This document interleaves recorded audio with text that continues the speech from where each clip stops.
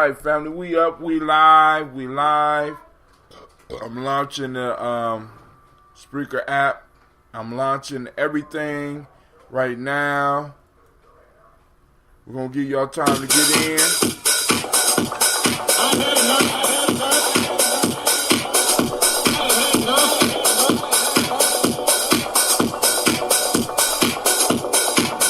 Peace, this is Brother Hatim, and you have joined us on Gye-Nyame Radio. Be sure to check out our site, subscribe at tribe.gye-nyame.com. My pick. We'll find it. You ain't got nothing but time. All my brothers and sisters, hold hands and bow your heads. Let us pray. God standeth in the congress no might. He ready for next to God. How long will you judge unjustly and accept the persons of the wicked?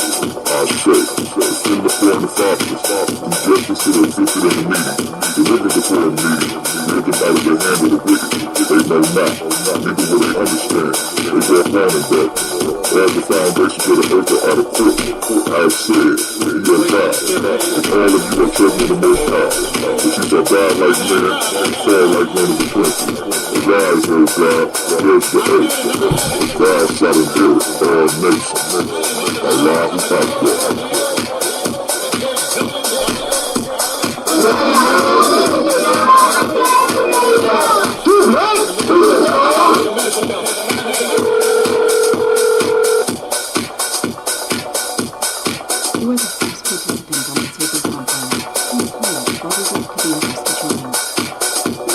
This is Canal 6, and you are now listening to the Gye-Nyame Journey Roadplay.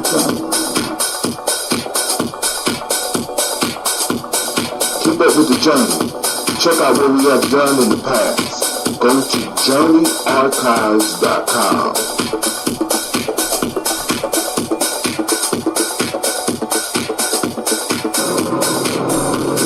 This is Abby Sheik, aka Ace, live from Shisha Lounge, and you are now listening to Gye-Nyame Journey Radio.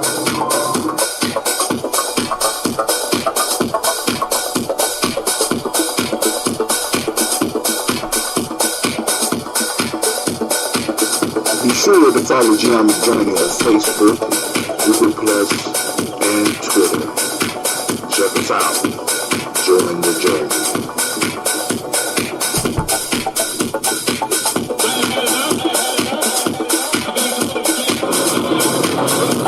This is Abby Sheik, aka Ace, live from Shisha Lounge, and you are now listening to Gye-Nyame Journey Radio.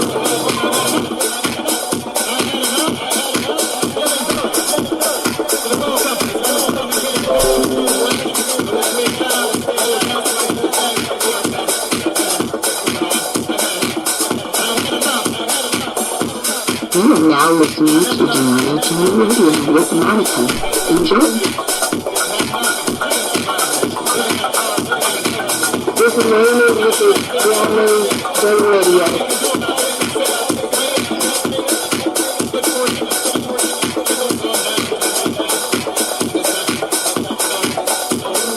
This is Willie. Welcome to Gye-Nyame Journey Radio. I want to give shout out to Silver Kevin, my Silver Nation out there. I want to give shout out to my mom. I give shout out to my dad for raising me and my family for being around me. And I want to give shout out to the people of my generation that's trying to do something big.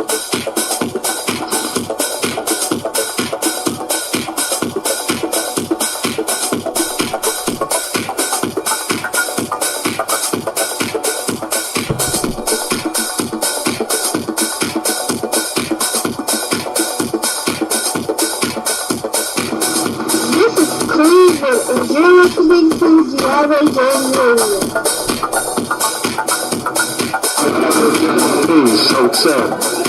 This man sure Hotel, aka Mr. Deity. Mr. Deity, does it sound good? I think it sounds great. Right now, you're listening to Gye-Nyame Journey Radio. If you're not adding anything to the culture that you claim, you don't deserve to carry its name. This is Brother Hatim coming at you live, and you are now listening to the Gye-Nyame Journey Radio. Shout out to the Gye-Nyame tribe, Gye-Nyame family. Stand up.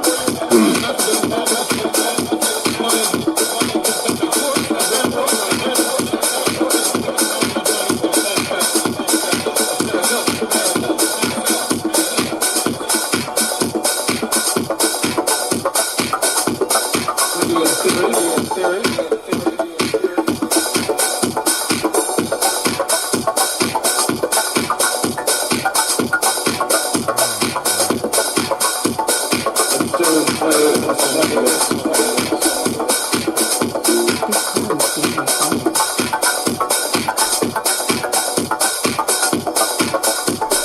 you're not adding anything to the culture that you claim, you don't deserve to carry this name. This is what I tell coming at you live, and you are now listening to the Gye-Nyame Journey Radio. Shout out to Katie Sasha. Stand by. You are now listening to Gye-Nyame Journey Radio. Peace.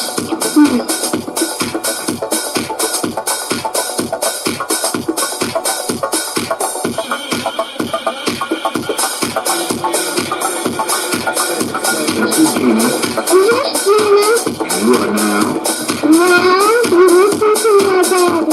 on Gye-Nyame Radio.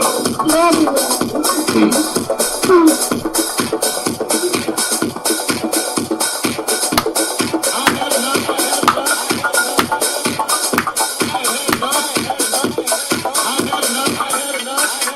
I had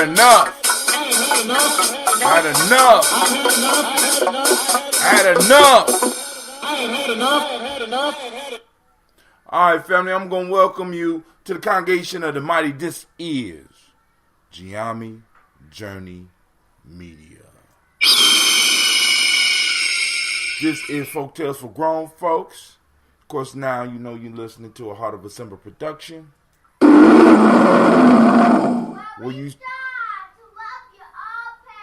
What happened to strive to blow up your old paradigm? Paradigms that hold us. Family, I got a couple of stories, and then I got a little tape for you to hear. We already got Quason on the line. He hot. Because listen. I put out the proverb early this morning. Those that listen to the show, they had the opportunity to go on and listen to it. And we going to come with the heat tonight, family. Straight wisdom mining. But I need to go on, and we got a couple of things we got to talk about before we get to the proverb. And it might even mess up the whole flow. But one, I want to salute one of the ancestors on my list, Montague Pittman Air. I remember one time I was helping an elder who is now an ancestor. He's on the list as well. And I won't mention his name. Well, anyway, this elder needed help around the house. So when I was available, I would go and I would take one of the brothers with me, one or two of the brothers with me to go over there and help this elder in his house. This is when I'm straight, warrior phase, blah, blah, blah.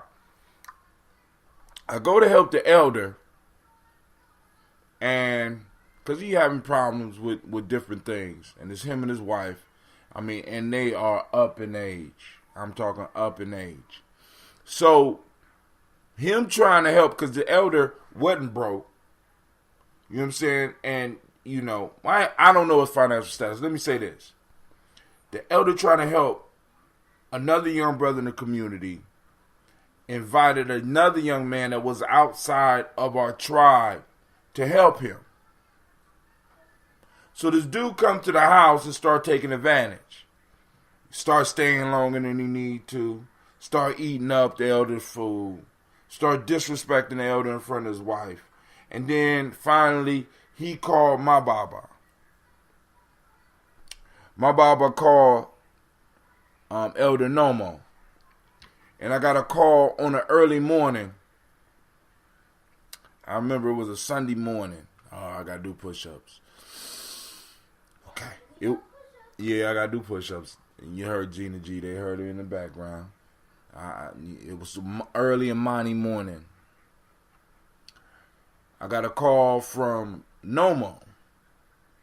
And Nomo was like, Peanut. So, man, stop calling me Peanut, man. You know you got an elder one who could just... Why are you calling me Peanut, man? Nobody ever called me Peanut. Shut up. He said, shut up. Listen, we got an issue. And I need you to handle this for me. I said, okay, what's up? He said the elder's name, gave me the basics of what's going on. He said the brother over at the house right now. I said, you mean a nigga? No, I don't necessarily like using the word nigga, but if you're going to use the word nigga, yeah, the nigga is at the house right now. It's all right. So I'm about 20 minutes away. So I call my brother. I say, Pittman, you remember the elder I took you over the house? He said, yeah, I remember that, brother, blah, blah, blah. You know, Brother Pittman was very few words. Brilliant when he did speak. Yeah, I hear you. I said, listen, I'm on my way over there. We got a problem with a brother. I'm on my way. All right? He said, okay, bro, you really don't have to come. I said, no, I'm on my way. So I leave. Brother Pittman is in that area. And by the time I got there, he said, brother, you ain't never have to worry about that man coming around here again. I said, Elder, you straight? Elder said, I'm straight. And one of the things that touched my heart about that was that in that moment, let me say this. I have always had to protect other people.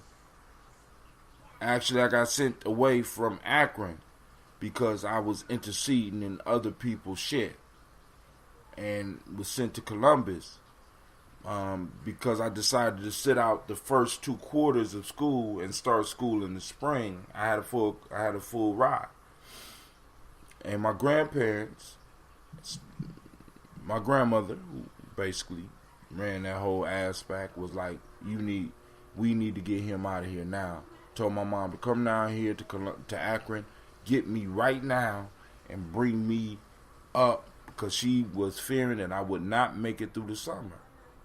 Right? Always been protecting people. And Brother Pittman, and there's a couple other brothers like this, but he was one of the only people that I felt safe around.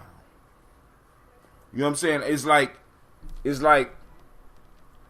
It's such a comforting feeling to know that you have a comrade at arms that is in it. And it's like the circles are the wagons are circled, and you know that regardless of what goes down, that they have your back. And what we're trying to do with Gye-Nyame, and what I'm trying to do with Gye-Nyame, and what the family's trying to do with Gye-Nyame, and what I'm trying to do with all of the other stuff, is to at least find those individuals that understand the concept of brotherhood, of the circle of warriors, whether you male or female, that is needed to control the perimeter of the village. Because when I got to the place, I didn't even get to see the brother. I'm just saying. By the time I got to the place, those that know Brother Pittmanell, you know what I'm saying, Montague Pittmanell, also known as Fanoaks, if you know the brother, you understand what I mean. He didn't fuck around. He was very peaceful, and he talked with you in a certain way that you understood that when he was talking, he meant business. So I don't know who he took over there with him, but when I got there and I asked the elder, you cool? It's beautiful around here. Yeah. Pittman said, you never have to worry about that brother, and never had to worry about that brother again. Now, and sometimes I miss that, because it's a beautiful thing to have individuals that you can feel safe around. Because I spent my whole life fighting for those, or at least I feel that I felt my whole life. You know, we got these myths that we build about ourselves, and I'm 50 now, so I might be exaggerating some shit. But it feels good to have people around you that you know that understand that we are all we got. And by us opening up our borders and allowing anybody in at any time, we put ourselves at risk, because we never know when we're letting a sucker into our midst, a weak link that could come in and just break down at any given time And in that breakdown, destroy the brother to his right, destroy the brother to the left, or the sister to the left, and leave the whole community wide open for attack. It is becoming more and more apparent to me as I get older, and I know this is part of aging, that it's only a few of us. And those of us that are really in it need to lock our arms and have a way of recognizing other people that are in it with us, especially in the cities that we're in. See, because it's cool to be able to travel and go somewhere else and feel that camaraderie, because you're all in this, usually you're in a safe space where you can feel that shit. But at home, you need to know. I need to be able to look in your eyes and know that when the bullets start flying, the knives start being thrust, the threats are coming, that you are with me. Because for so long I had to be that individual in my circle that if we said we was going to do some shit, I might be there.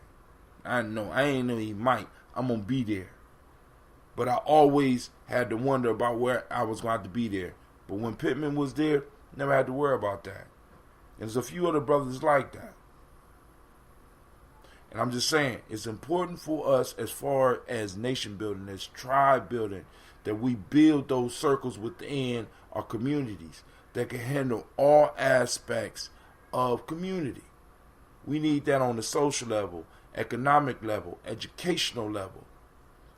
You know what I'm saying? And political level, especially political level. Now, the thing that brought this up for me was I was talking to a real good brother, and I won't say his name, although I want to say his name, because I honestly think that he is somebody that could bring a political edge to everything that we do, a real political view of what we can do. But I'm going to respect his privacy because he loves it. He said something to me when we was having a political discussion. And he says, man, with politics, brother, I tell him, what our community don't understand is that we have to have a mechanism in which we can reward our friends and punish our enemies.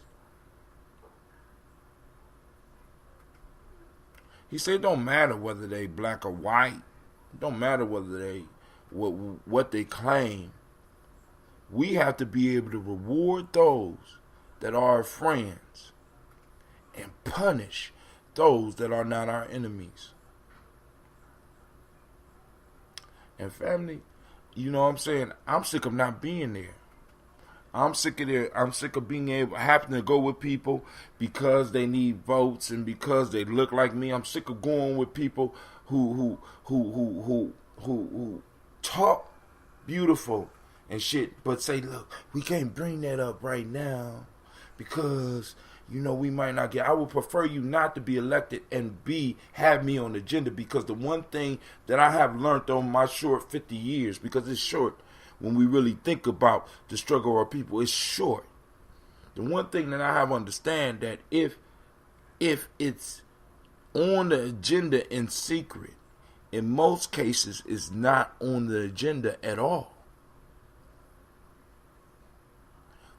When we dealing with our politicians, when we dealing with the teachers that's teaching our children, when we dealing with the economics in our community, if we are not primary in the agenda, if we are not on the agenda, we're not in the agenda at all. And oftentimes they hide us using words like people of color, urban community. We need motherfuckers to speak directly to us and for us, whether they win or not. Quasi, you on the line, brother? What's going on? I know you biting at the bit. I'm about to look and see who on the chat right now. My chat is fucking up. Can you hear me? Yeah, I mean, I really don't got. I'm not feeling as energetic as I might be feeling another day, man. They've been kind of a weird ass day. You want to share some of it? Because you're not the only one experiencing weirdness in the day. I'm just saying. I don't even know what to say. I mean, some of it was low-key personal. I know it's a young lady named Amber Evans that came up missing today, and I don't know her personally, but she got a lot of shout-outs, and a lot of people like searching for her, and there's a lot of people that's in the same and overlapping circles. You know what I'm saying? Like from different perspectives, different sides of the circle, overlapping circles. You know what I'm saying? Just looking for this young lady. So, I mean, I'm thinking about. She been on my mind. Just, I mean, like I said, I don't know her, but I done seen pictures of her with people that I know, and I've been seeing pictures of her with people that, like, what is it? The People's Justice Aramis thing, and Aramis and Sister Tammy Fournier. Right. She kind of part of that crew. I don't know if she's still, you know how things evolve and everything, but I think I've seen her in a picture with Ness Words who passed, and I shouldn't even say with that connotation because I don't know anything, but I know that there's a lot of people that's feeling some type of way in Columbus right now, so. Right. I just feel it vicariously, you know. And like I said, I mean, you can belong to our community and do whatever you want. There's no consequences, and that becomes a dangerous place. I mean, especially when you got little girls. When you got little girls, you know what I'm saying? We been in the world. We understand what that shit is about out there. You know what I'm saying? And you look out here and it's like, you know the possibilities. But we have no consequences for motherfuckers violating. And that becomes a very dangerous place because as men, we have to be able to promote some sense of stability. And it don't have to be economic. You know, a lot of people, you know, where the bag. Those type of niggas, we need to just get them out of our circles. Nigga, listen. You know, because the whole piece is, because if your total focus is just money, what you're telling us is that you're not putting the people first, which makes you one of our motherfucking enemies. Because you can be bought out. You's a mercenary. You'll sell me out. You'll sell my daughter. You'll sell one of my daughters. You'll murder one of my sons. Because you're a fucking mercenary. We got to be very clear. Because we're moving into a time now where they're trying to lump us into groups where into your community or your tribal identity does not matter. We're all the same.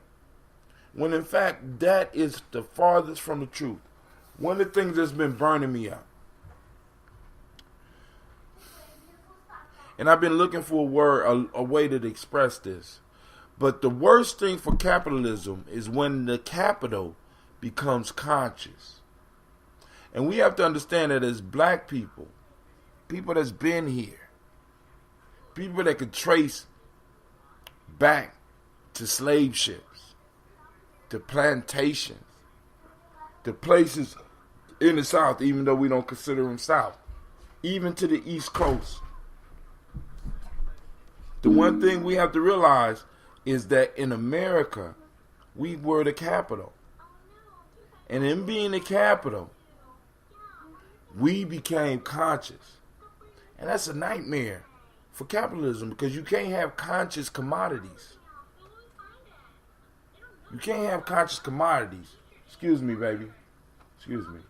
Y'all got to go somewhere else with that. So, it appears Quasi hung up.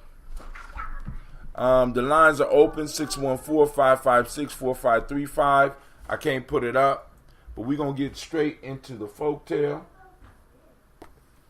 I ain't going to say straight, but like I said, we going to do the folktale. We also going to have discussion. Y'all know how we do it here. Can you have that, the empty jug? Let me see. Hold on. Let me show the people. My daughters want to use the empty Cerebral Lux product. They want to use the empty one. We got an empty one. This is produced by a brother in the community. You know what I'm saying? So I wanted to show that. Go ahead. Go and use it up. So I'm going to read the proverb. Hopefully we get some more calls in. I can't post up right now because my, I guess my internet's on some bullshit. So I'm going to read the proverb and I'm going to start going in. And then when y'all feel like calling in, once again, the number is 614-556-4535. Okay? So here we go. The title is The Dog and the Cooks. The Dog and the Cook. A rich man gave a great feast, to which he invited many friends and acquaintances. His dog availed himself of the occasion to invite a stranger dog, a friend of his, saying, "My master gives a feast, and there's always much food remaining. Come and sup with me tonight." The dog, thus invited, went at the hour appointed, and seeing the preparations for so grand an entertainment, said in the joy of his heart, "How glad I am that I came. I do not often get such a chance at this. I will take care and eat enough to last me both today and tomorrow." While he was congratulating himself and wagging his tail to convey his pleasure to his friend, the cook saw him moving about among his dishes and said, and seizing him by his fore and hind paws, bundled him without ceremony out of the window. He fell with force upon the ground and limped away, howling dreadfully. His yelling soon attracted other street dogs, who came up to him and inquired how he had enjoyed his supper. He replied, "Why, to tell you the truth, I drank so much wine that I remember nothing. I do not know how I got out of the house." So my chat is down, family. I don't know. So I might have to go in on this one by myself. I don't know what's going on. Let's see if we are up. We are up on YouTube. Shouts out to the people on YouTube. Shouts out to my family out on Facebook. I'm glad that y'all are in here. I can't see the text. So once again, if you want me to hear what you got to say, because I can't see it right now, hit me up at 614-556-4535. You heard the young lady. Once again, 614-556-4535. That's right. Now, my children are up because they closed school early. I mean, like, we didn't even get out of school before I found out that school was closed tomorrow. What's up with that shit? You know? I'm sitting up here like, good grief. All right, so what I'm going to do is, hopefully, I'm giving this damn thing time. I'm going to go and click out. I'm going to play some music for y'all real quick, because I got something else that I need to get. And then we'll start the discussion. So, let's see what we're going to play. Ashabu came to my office yesterday, so let's find Ashabu's piece.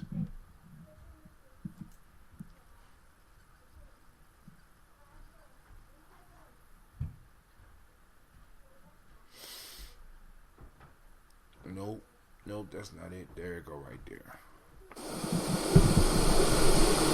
Brothers and sisters, take a little time to really look at one another, then ask yourself, can we really afford to lose one another? We must understand that we are all we got. We're forgetting our past, blinded by crack and gun smoke. We must turn that mess around and make the other man choke.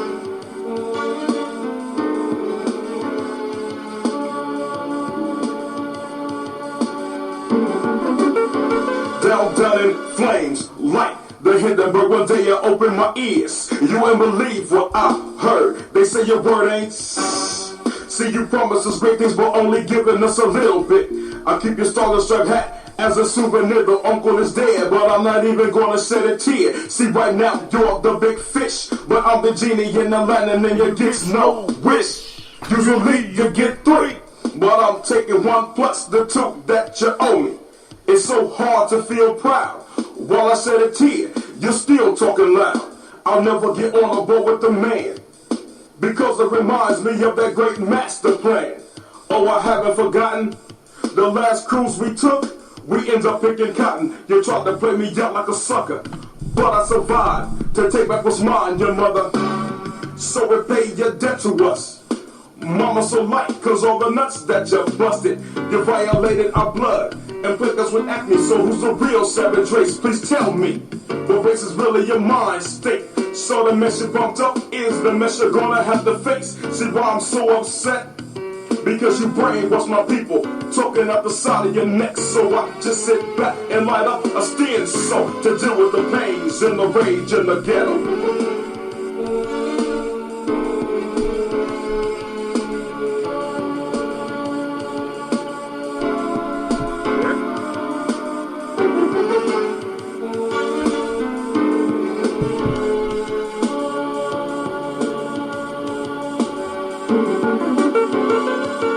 Really knows what tomorrow's gonna bring. Our heads are filled with these false hopes and dark dreams.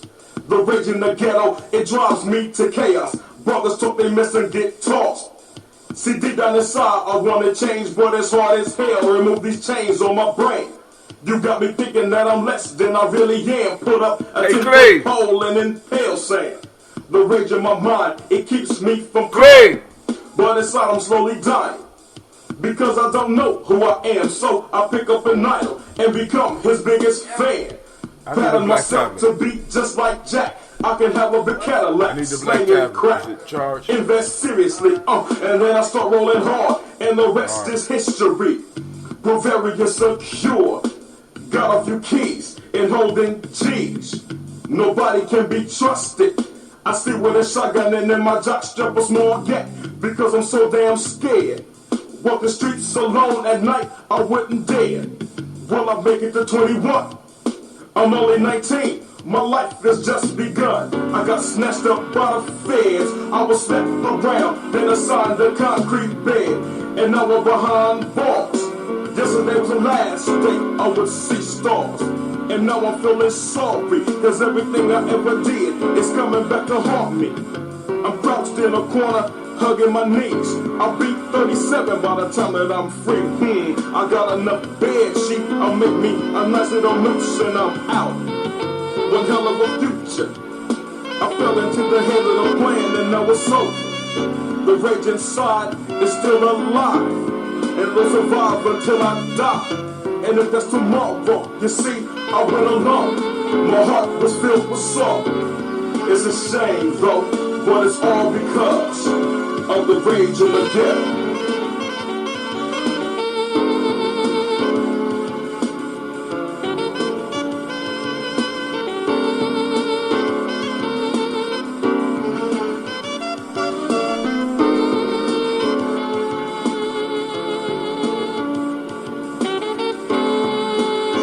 Little shout out to the underground. Took me in and gave me some knowledge. And now I'm ready. Hands up with the devil. Ha ha. Ashibu. Brothers in black boots. Stepping up. Protect.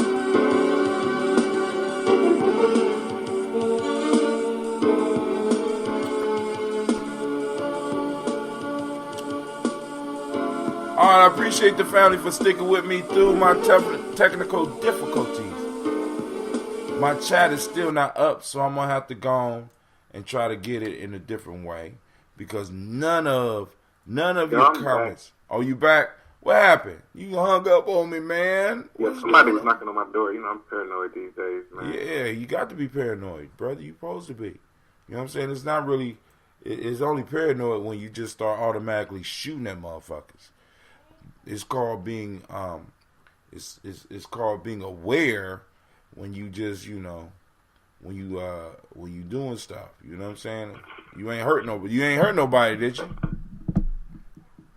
Well, I mean, that's why I wanted to get off the phone. I ain't want no evidence. You know, right.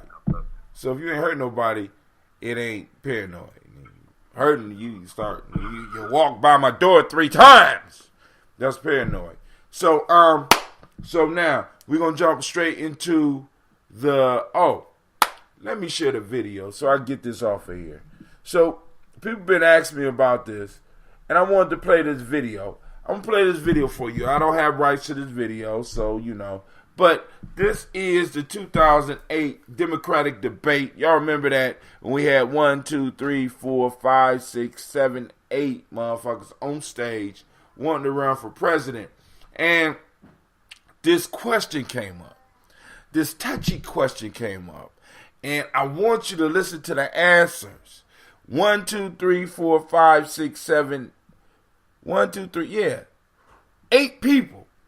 8 people running for president in a country called the United States. They are politicians, so they at least should be acquainted with American history. But hold on.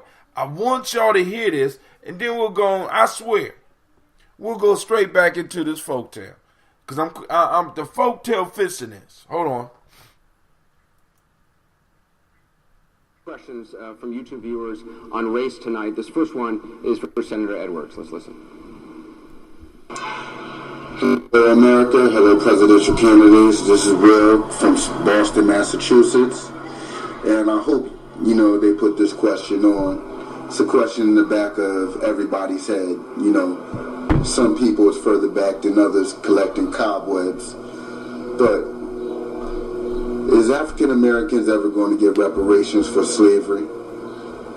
I know y'all going to run around this question dipping and dodging. So let's see how far y'all can get. Senator Edwards, no dipping and dodging. Should African Americans get reparations? Not for reparations. I can answer that question, but I think there are other things we can do to create some equality that doesn't exist in this country today. Today, there was a report that right here in Charleston, African Americans are paying more than their white counterparts for mortgages than any other place in America. Any other place in the United States of America. And here's an example. What is the conceivable explanation for this? That black people are paying more for their mortgages. And by the way, it's not just low-income African Americans. It's high-income African Americans. There's absolutely no explanation for this. It goes to the basic question that I raised just a few minutes ago. To have a president that's going to fight for equality, fight for real change, big change, bold change. We're going to have somebody. We can't trade our insiders for their insiders. That doesn't work. What we need is somebody who will take these people on. These big banks, these mortgage companies, big insurance companies, big drug companies. That's the only way we're going to bring about change, and I will do that as president. Senator Obama, your position on reparations? Senator Obama. Hold on. It's Obama. Oh, man, come on. I think the reparations we need right here in South Carolina is investment, for example, in our schools. What? I did a...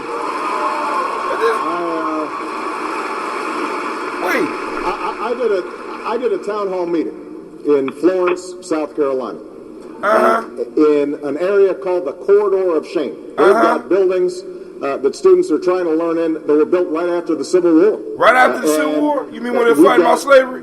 Teachers who are not trained to teach the subjects they're teaching in, high dropout rates. Oh, that shit normal. We've got to understand that there are corridors of shame all across the country. Corridors and if we make the investments and understand that those are our children, that's the kind of reparations that are really going to make a difference in America. Is anyone on the stage for reparations for slavery for African Americans? Anybody? Are you? I am. The Bible says we shall be and must be repairers of the breach. And a breach has occurred, and we have to acknowledge that. Wait.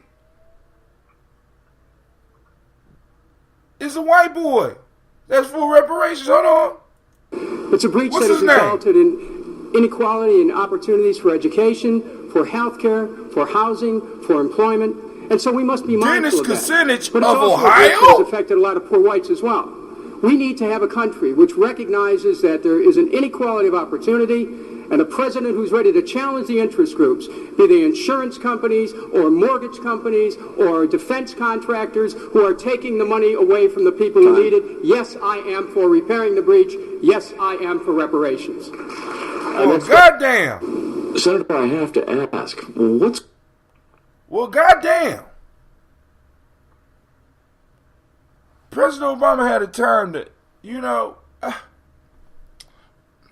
we got that. Us on the phone, we couldn't really hear clearly. What did Obama actually say? He ain't say shit. That's what I'm saying. He just went around in the circle with the answer. Yeah, he did exactly what the brother said that they was gonna do. He ran around this. Well, I think the reparations we need is better education. No, I'm not. Basically, he didn't say no. He didn't say yes. And we got to understand that these politicians, we have to be able to reward our friends and punish our enemies. Now, I know this is 2008. He might feel different now, but every other politician from 2019 on, family, if they are not able to look squarely in the face of the question of reparations and answer that question, we need to knock them motherfuckers off of our motherfucking balance as a community. I'm just saying. And I'm going to connect this. I'm going to find a way to connect this to the fucking folktale tonight.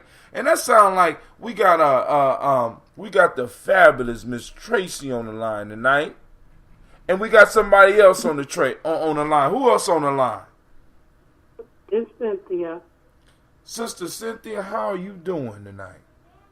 Oh, I'm doing well. Thank you for asking. How are you? I'm doing good. Where you been? I'm just joking. But it's good to hear your voice. You know. I know you're doing your own business now. And you got a house. And you got a house that you're rebuilding. I know. I'm just... we're not building. We are restoring. Right. We're in the restoration process. Yes. All right. So you called in for the folktale. You called in. You got something specifically you want to say? No, I called in for the folktale, but as I was trying to get my call in, I missed the ending of the folktale. So if we could... I'm going to reread that. Miss Tracy. Thank you. Did you call in specifically for the folktale, or you had something else on your mind? Well, I got something on my mind that has absolutely nothing to do with the folktale. You don't know that yet. Trust me, I will connect it. Go ahead. So, I gave my son his Kingsman hat today. Mm-hmm. And he had it on throughout the house. You know, he put it on immediately. We're in the house. He had it on, walked around the house, and then he said, "Well, I can't wait till I get to school so I can stun on him." He said, "So I can stun on him and tell everybody that I know the owner of Kingsman." So I liked how he had that sense of pride about what he was wearing, and that was just something that encouraged me to look more into our own apparel for my kids. Now, check this out. I'm going to connect the note because I want you to think about this. Now, Martin Luther King was inspired by Gandhi. Gandhi has some leanings that we might not necessarily agree with, but Gandhi had one leaning that was dope because he basically was like, look, I'm going to sit here naked until we as Indians start producing cloth for me to wear. I'm not wearing any cloth that's not done in India. So the same way that your son felt about that hat is, in a sense, the same way that Gandhi felt about the materials being made in India. And we have to go and start learning to inspire that pride within our folks about our shit when it's really our shit. Right? Mm-hmm. So I just wanted to throw that out there. And are we talking about the young grumpy one? Talking about what? The young grumpy one? Yes. Yeah, yes, I love it. I love it. I love it. See, and it makes me feel good that my little brother was able to get something that he like, man, I'm gonna go stun on him, and I'm gonna let him know that not only do I got the Kingsman wear, I know the King's man. That's dope. That's dope. All right, so now I'm going to reread the folktale, and we're going to start the conversation. Anybody else that's out there, because the chat is fucking up. Family, excuse my language. So if you want to call in and join and let us know what you're thinking, the number is 614-556-4535. Okay? If you want to get on an Uber conference through your computer, and you can send text directly in through that. You go to uberconference.com/Gye-Nyame Journey. Once again, that's uberconference.com/Gye-Nyame Journey. You don't need no pins or anything to get into our call line. Come on and join us. All right, so here we go. It's called The Dog and the Cook. A rich man gave a feast, to which he invited many friends and acquaintances. His dog availed himself of the occasion to invite a stranger dog, a friend of his, saying, "My master gives a feast, and there's always much food remaining. Come and sup with me tonight." The dog, thus invited, went at the hour appointed, and seeing the preparations for so grand an entertainment, said in the joy of his heart, "How glad I am that I came, and I do not often get such a chance as this. I will take care and eat enough to last me both today and tomorrow." While he was congratulating himself and wagging his tail to convey his pleasure to his friend, the cook saw him moving about among his dishes, and seizing him by his fore and hind paws, bundled him without ceremony out of the window. He fell with force upon the ground and limped away, howling dreadfully. His yelling soon attracted other street dogs, who came up to him and inquired how he had enjoyed his supper. He replied, "Why, to tell you the truth, I drank so much wine that I remember nothing. I do not know how I got out the house." Ooh, I'm gonna connect this. Ooh, y'all ain't ready for this tonight. Where my thumb? It's about to go down tonight. Like and share. Tell your family. Tell your friends. We gonna burn this motherfucker down tonight. All right. Anybody want to go first? Man, my chat still ain't working. I'm so hurt. My first thought is a question. Why would he lie about that? Why wouldn't he just say, "You know what? I went over there," and they, just tell the truth what happened. I got kicked out. This is, can I say, can I guess your last name? Is this who I think it is, Sister Cynthia? Yes. This is Quasi. Greetings. How are you? I'm good. I was wondering if I was thinking if I was on the line, who I was thinking I was on the line with. I actually had the opposite question. I was like, why would he tell the truth? Because that's the highlight of his life. Ooh. Because I said something different earlier on when I typed in something on the thing. This morning. I said don't go. Yeah, this morning when I said don't go where you ain't invited. But what the fuck else he gonna do with his life? He's a stray dog. You know what I'm saying? He was invited. No, he was invited by a dog. He wasn't invited by the cook or the chef or the royalty. He snuck. He was made to feel as though he was Wookie Wolf. The dog that invited him gave no indication. He said, "Hey, come eat. We got plenty. More than enough. Come help yourself." One of the things about the fables too, I think that they use the animals and the different depictions for a reason. Like he was a dog. He got a stray dog got invited by a house dog. He was barely in there. Like if the dog bites somebody, you gonna shoot his ass. You know what I'm saying? Like that dog is barely in there. Barely. That dog, the stray dog, was not. See now, I'm talking about the dog that actually was living there. Right, the dog. Right, exactly. The dog that was living there. That was like I had a dog, Power. I love Power, but Power couldn't invite a motherfucker to my feast. He can't. Right.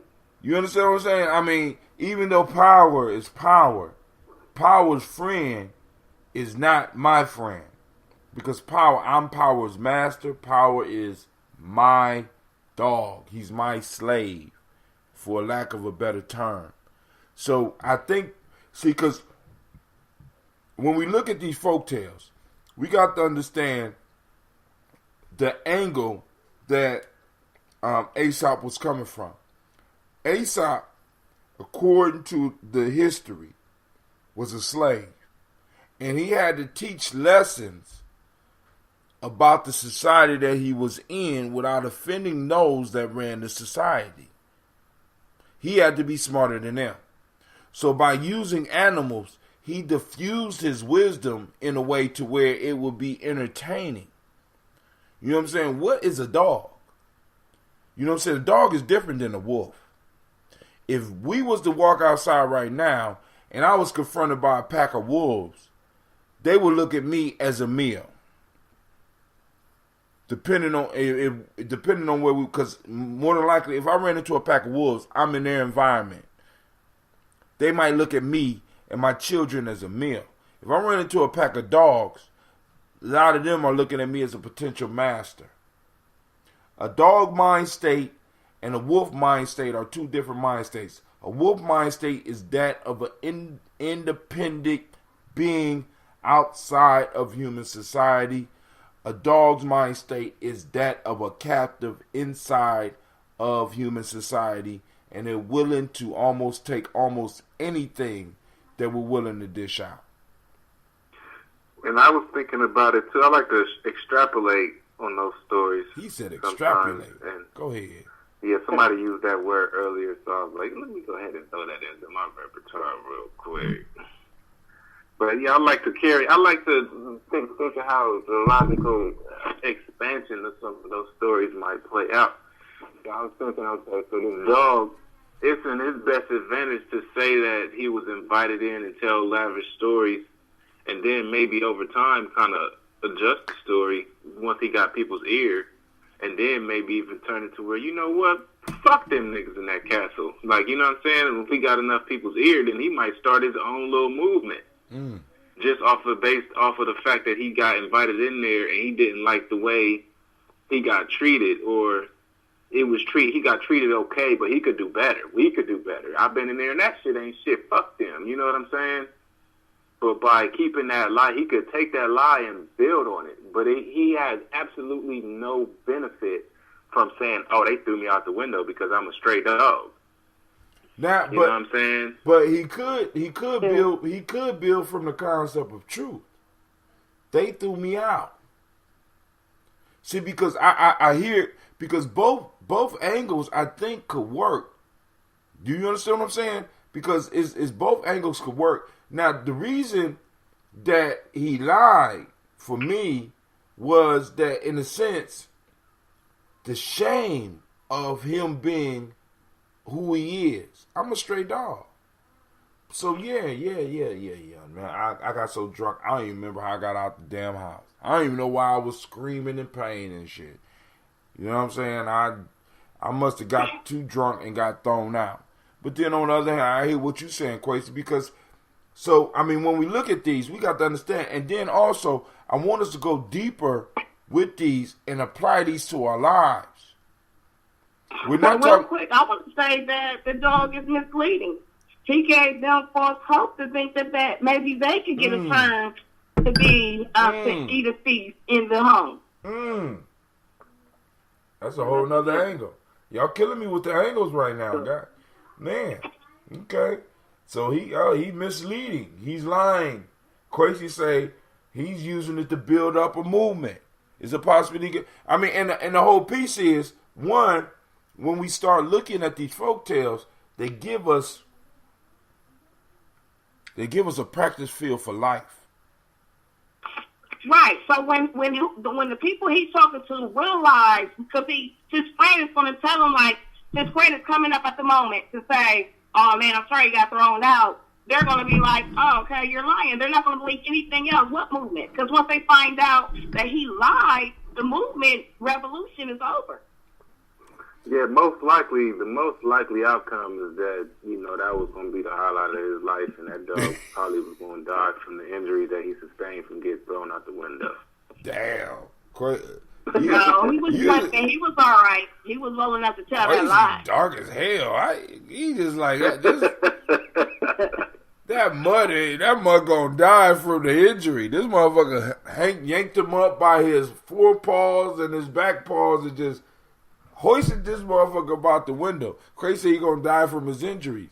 But the fate of stray dogs, in most cases, are when they do receive a small injury. That small injury grows into something serious because they don't have, they can't do nothing but lick that shit. But now let's go all the way to the beginning, because when we look at the beginning of the story, unless somebody else want to continue with, because Sister Cynthia asked a good question, which is always a good way to start our conversations. Questions, family. We have to start not only with these folk tales, but about stuff that's going on in our life. We got to start framing the questions. I got another one. Go. Why did the dogs who lived there think he was comfortable enough? He felt like he was comfortable enough that he could invite a friend. I bet he told lies too, because they was asking how that stray dog got in there. Listen, so we're dealing with individuals that's trying to deal with a messed up reality that they both live in.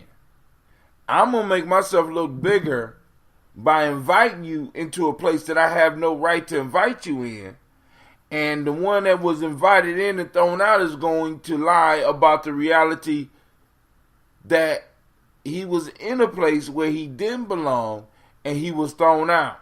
Do anybody know people like this? I don't know people that have invited me somewhere and then I've been kicked out, but I've been invited places and then I go there, but I don't feel welcome, or I feel uncomfortable, like, oh, this is not the place for me, so maybe we can take from that. Just because somebody says, yeah, come on in, we still have to be mindful of, is this the place for us, before we just start getting comfortable. Yeah. Just because we were invited. Because I remember this one time. Go ahead. You go ahead. I went to this I was with my cousin. Now my cousin is a savage. You ain't never met this cousin. He a savage for real. This nigga crazy. We went to this party, man, and he like a third degree black belt, by the way. We went to this party. It was on campus. It was a bunch of white people at the party. So we sitting, I'm chilling or whatever. They bring out some food. They bring all this chicken. This nigga ate every last piece of chicken. All of it. And then we left. I don't know what that got to do with the story, but that shit was crazy. I bet they was like, I ain't inviting no more niggas to no more parties. That was at least if it's not as chicken. So this was the stray dog that brought another dog that might bite somebody, and everybody was too scared to get the stray dog up out the kitchen, basically. So that's another story. We'll come to that one next week. That'll probably be the stray dog and the nigger dog that's with him. But go ahead. The big stray dog, because obviously he wasn't a big dog. You know what I'm saying? But he got invited by somebody who didn't really have the right to invite him. See, because that goes back to the point that you said, the first point that you said. But this is why I said it's good to stew on the folk tales. So, now what we're going to do is Gye-Nyame. Is that we're going to take these folk tales and we're going to put them in a specific order so that we could go through them. Because this is public domain. So we're going to take Aesop fables and we're going to work them, and we might modernize them a little bit, and we're going to work it so that we can get the message that we need, or at least shape the message or shape the conversation. Right now, I'm going at somebody else's desired way that it needs to flow. But anyway, now let's look at this. Let's look at this as a tribe, as black people. It's going to be painful. Let's look at this. I'm going to read it again. I want you to think about First, think about us as a stray dog. Then think about us as the dog inviting somebody else. And then think about us as the cook. And then think about us as the individual that invited. Because when you read these folk tales, we got to be able to put ourselves in these places. And I need people to understand this. The reason I started folk tales for grown folks was because I believe that my people not only lost the art of storytelling, but lost the art of learning the lessons of the stories. Because a lot of times we get caught in putting ourselves in one position, when in fact, you are so great, you are so fantastic, so magnificent, that you are all the characters. And I want you to look at it and look at how it affects us as a community, how it affects you as an individual. Put yourself in all of the positions. Because the stray dog that got thrown out at the end is the focus. But what about if you was the person that was throwing the feast? You was the cook of the feast. You were the dog that invited the person to the feast. Or you was the stray dog that was invited to the feast. And this will give you some perspective on where you are in your life. Because a lot of times people start messing up in life because they don't know where they are. Life is a cycle that goes round and round until the laws of Ma'at unbound. So if you don't know where you are in the cycle, you don't know which law of Ma'at you need to apply. You don't know which Nguzo Saba principle you need to use. You don't know what symbols to grab onto so that you can maximize the moment that you are in. And this is how this society keeps us down. Because we don't know where we are, when we are, or where we are. And if we don't know those things, we can't align the where, when, and the where, when, and why, so that we can be successful in life. If I keep you confused, Sun Tzu said, "Know the battlefield, know the enemy, know yourself. 100 battles, 100 victories. You gonna win all the time. Any combination is less than that, then you about to start losing at least half your battles. And we damn sure don't know the enemy. As a collective, we don't know the enemy. We out here identifying with the enemy half the time, more than half the damn time. So if you identify with the enemy, then apparently you don't know yourself or the enemy. So you know what I mean? 100% of the time. We got a lot of questions as of our where we even originate from. So I mean, and like I said, we don't know where, when, why. We don't ask those basic questions. We always gonna end up losing, family. And it's like this. Listen, our ancestors struggled. Our ancestors were the game. Our ancestors. I'm tired of that shit, though, man. What? I'm tired of that crutch. I'm tired of, how do we turn that whole shit on his head? How do we? But it's almost like Sun Tzu Part 2. We got to write it. But hey, we got to write it. So, because you got to remember, slaughter every fucking body.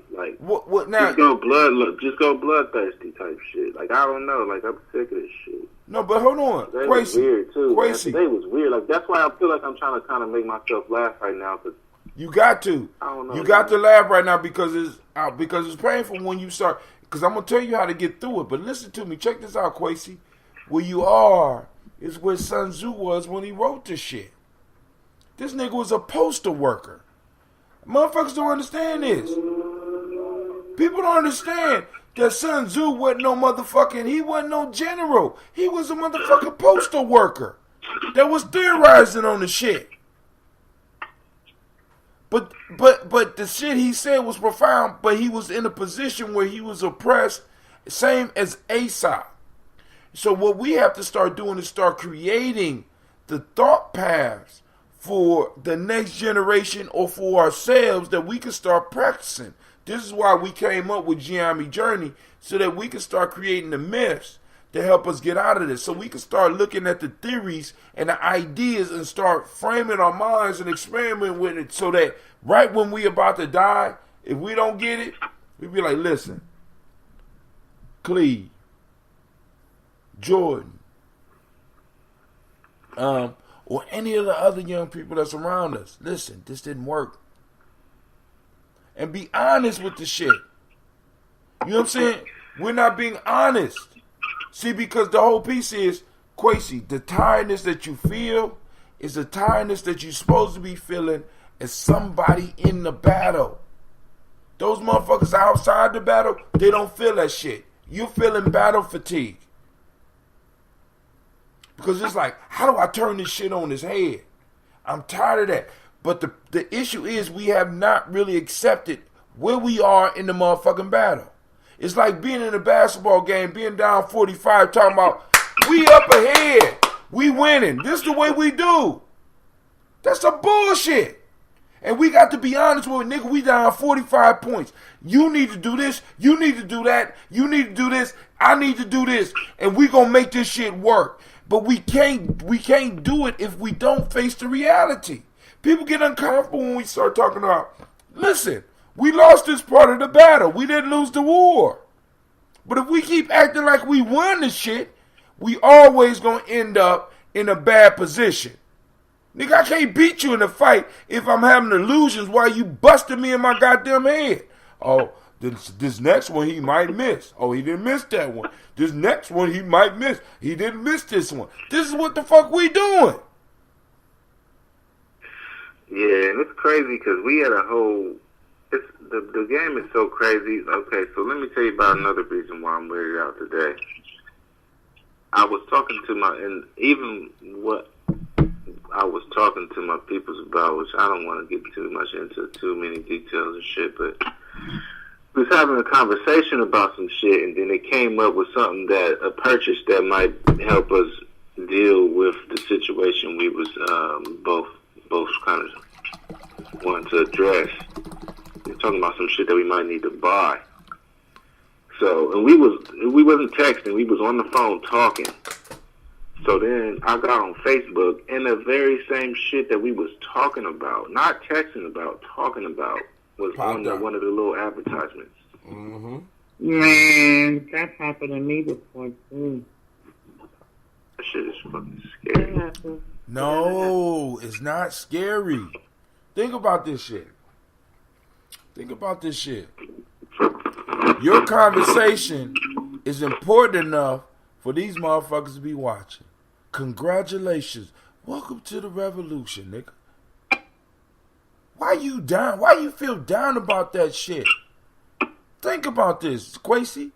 You are having conversations that's important enough to get money pulled out of the federal budget so that motherfuckers could watch what the fuck you doing.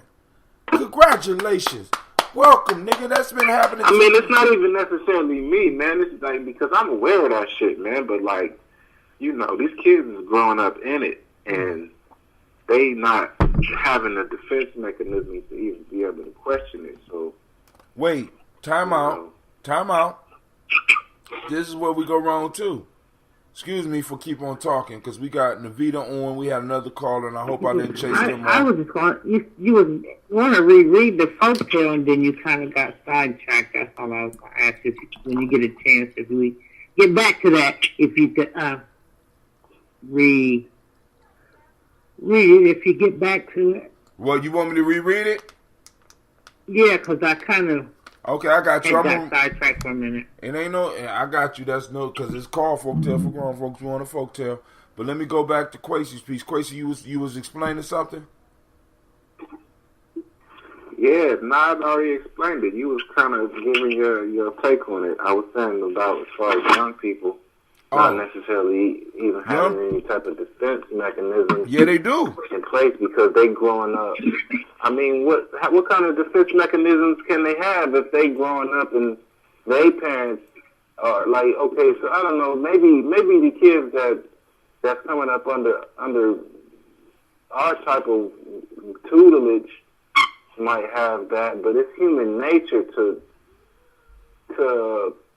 be comfortable with what you grew up amongst.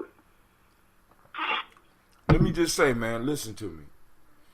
First off, we can't be worried about all of us. We got to worry about us. Those of us that and there's other elements. There's some people that do recruitment, recruitment, and there's some of us that does the training to get the young people ready right now. We are the young people's defense mechanism. We go through it and we start letting them know, and there's only going to be a few of them that hear us, and that's what's sad. But the ones that hear us will be the ones that be able to make the major changes, because they are going to be able to adjust in a way that we can't, because they have been born with this shit. I mean, when I came up, nigga, there was no microwave. When you came up, you grew up your whole life, there was a microwave. They growing up, there's microwaves, and they can watch anything they want, anytime they want. So they have already, in a sense, adjusted. All we got to do is make them aware of the fact that, listen, everything we doing is being watched. Everything is being turned into an algorithm where they could track, or a logarithm where they could track you, or whatever that fancy term is. And all we got to do is make them aware of it. Real quick, my bad. Real quick, I see Demetrius Miller out there. Demetrius Miller, I see you out there watching, man. You always be out there. You always was Sponge, man. That's what's up. I see you, bro. Man, I just wish I could see. My chat is all messed up. So I'm going to read the story again because Miss Navita is here, and she requested that we read it again. I want to make sure that everybody out there listening know that you call in the 614. I'm trying to say, Lady Crystal. Oh, Lady J here? It's Lady J. What's up? What to do, boo? Did you just accept my friend request? All right. Oh, you running? You running this tonight, or is that Hot Tim? I'm running. No, I'm talking about. I just sent you a friend request on Facebook. Oh, you see, I accepted it. You're so sweet. Don't you be trying to come for me though. Listen, family. Hey, I can't make no promise. I come in peace. I come in peace. No, but listen, we got to sharpen each other. Wait a minute. What queen is on the line? I hear queen on the line. We got Navita, we got Miss Tracy, we got Miss Cynthia, and we have to, in a sense. And I know this is gonna sound fucked up, but we have to come for each other because we got to keep the sword sharp. No. I wasn't talking about no violence now. No. Real quick, I want to give a shout out to the queens on the line, because whether they comment and support me, or whether they send me a text on my cell phone and support me, I just know that they have my back. I just want to give a shout out because they are my partners in peace. Wait, time out. Okay. Here we go. You see this? You see this, Quace? We need another brother to call in to balance this bullshit out, because the lines have been drawn. She just drew the line. Now. Who me? All right, time out. Let me read the folktale so that we get back into the folktale. The Dog and the Cook. A rich man gave a feast, to which he invited many friends and acquaintances. His dog availed himself of the occasion to invite a stranger dog, a friend of his, saying, "My master gives a feast, and there's always much food remaining. Come and sup with me tonight." The dog, thus invited, went at the hour appointed, and seeing the preparations for so grand an entertainment, said in the joy of his heart, "How glad I am that I came. I do not often get such a chance at this. I will take care and eat enough to last me both today and tomorrow." While he was congratulating himself and wagging his tail to convey his pleasure to his friend, the cook saw him moving about among his dishes, and seizing him by his forepaws and hind paws, bundled him without ceremony out of the window. Basically threw him out the window. He fell with force upon the ground and limped away, howling dreadfully. His yelling soon attracted other street dogs, who came up to him and inquired how he had enjoyed his supper. He replied, "Why, to tell you the truth, I drank so much wine that I remember nothing. I do not know how I got out of the house." And that's the end. Now, those of you that's with me on a device where you could go to another window, you can open it up and look up Aesop Fables and look up some of the other, because there's other translations with actual morals at the end. This one in particular by George Fowler Townsend didn't have any morals at the end. But anybody want to go in on any other part of this story? I do. You can look at it from another angle. You could say the chef, for instance. You know, be careful who you letting into your home, because the mindset for the stray dog was like he hadn't eaten like that, so he was ready to be all the way greedy about it. So from the chef's point of view, he was careful who he let into his circle. Well, I think that I would argue that the chef wasn't careful enough, because if I'm going to a feast where stray dogs can just walk up into the motherfucking party, I don't know if that's the party I want to be at. What type of cook got a kitchen open enough for a stray dog to walk in? Oh, lazy ass. So the one that his homeboy basically invited the stray, right? Right. Uh-huh.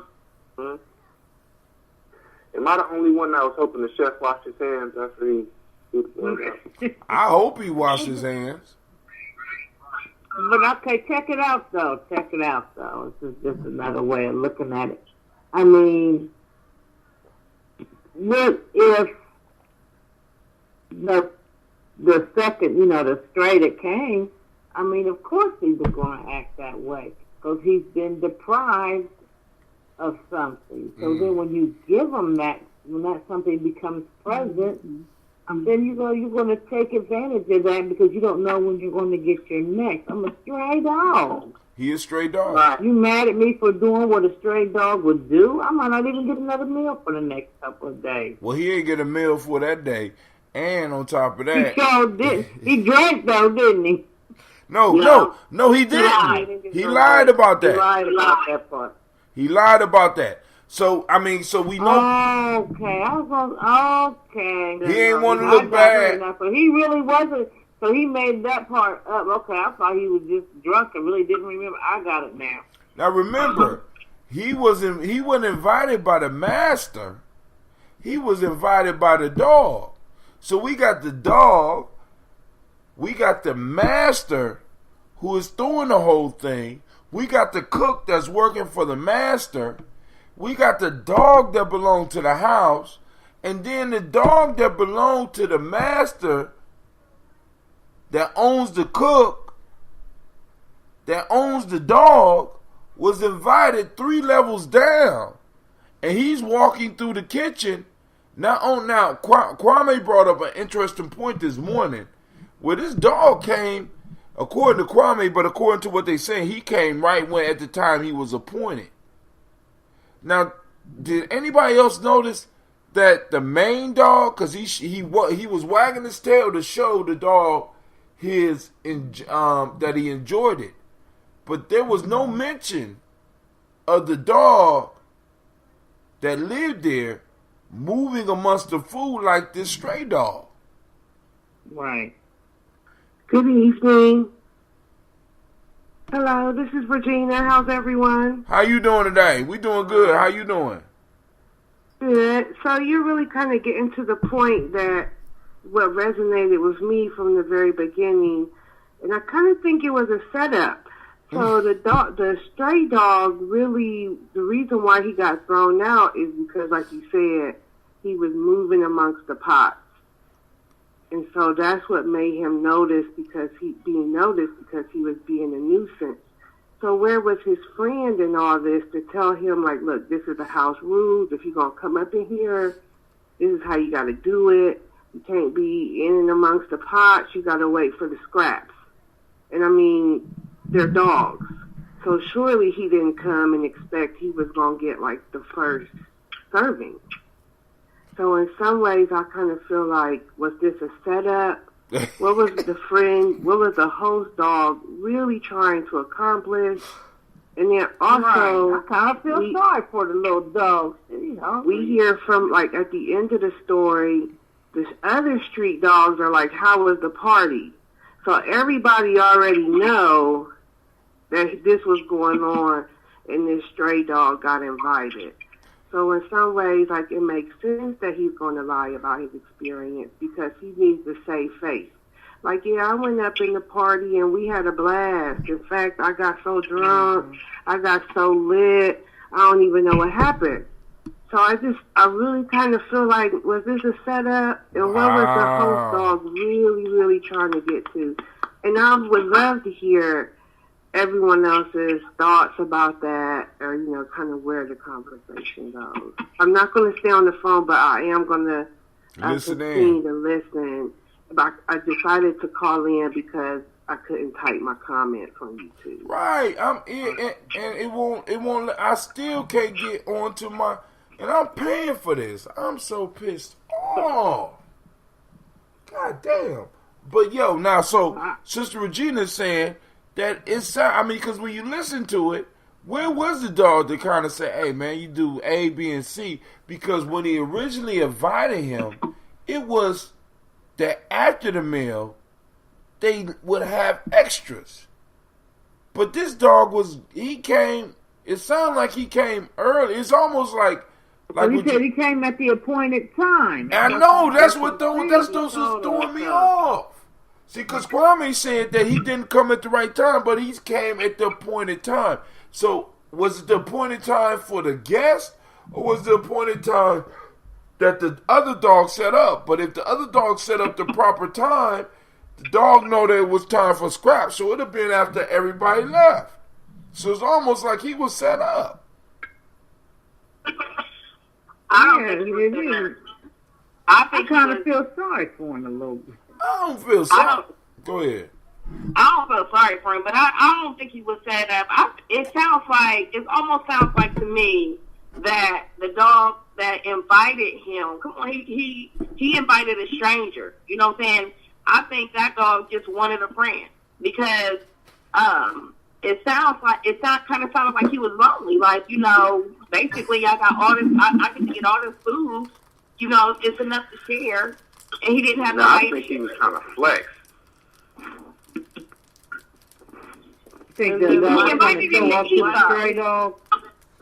Well, he was trying to show that I got nigga. I see you out there. Like, he was trying to flex on the stray dog, the other stray dogs, all of the dogs. Right. He was making it known that not only he got access, but he can get y'all stray dog niggas in. But once you in, you ain't gonna see me. Exactly. That's why you said he didn't, because he didn't know.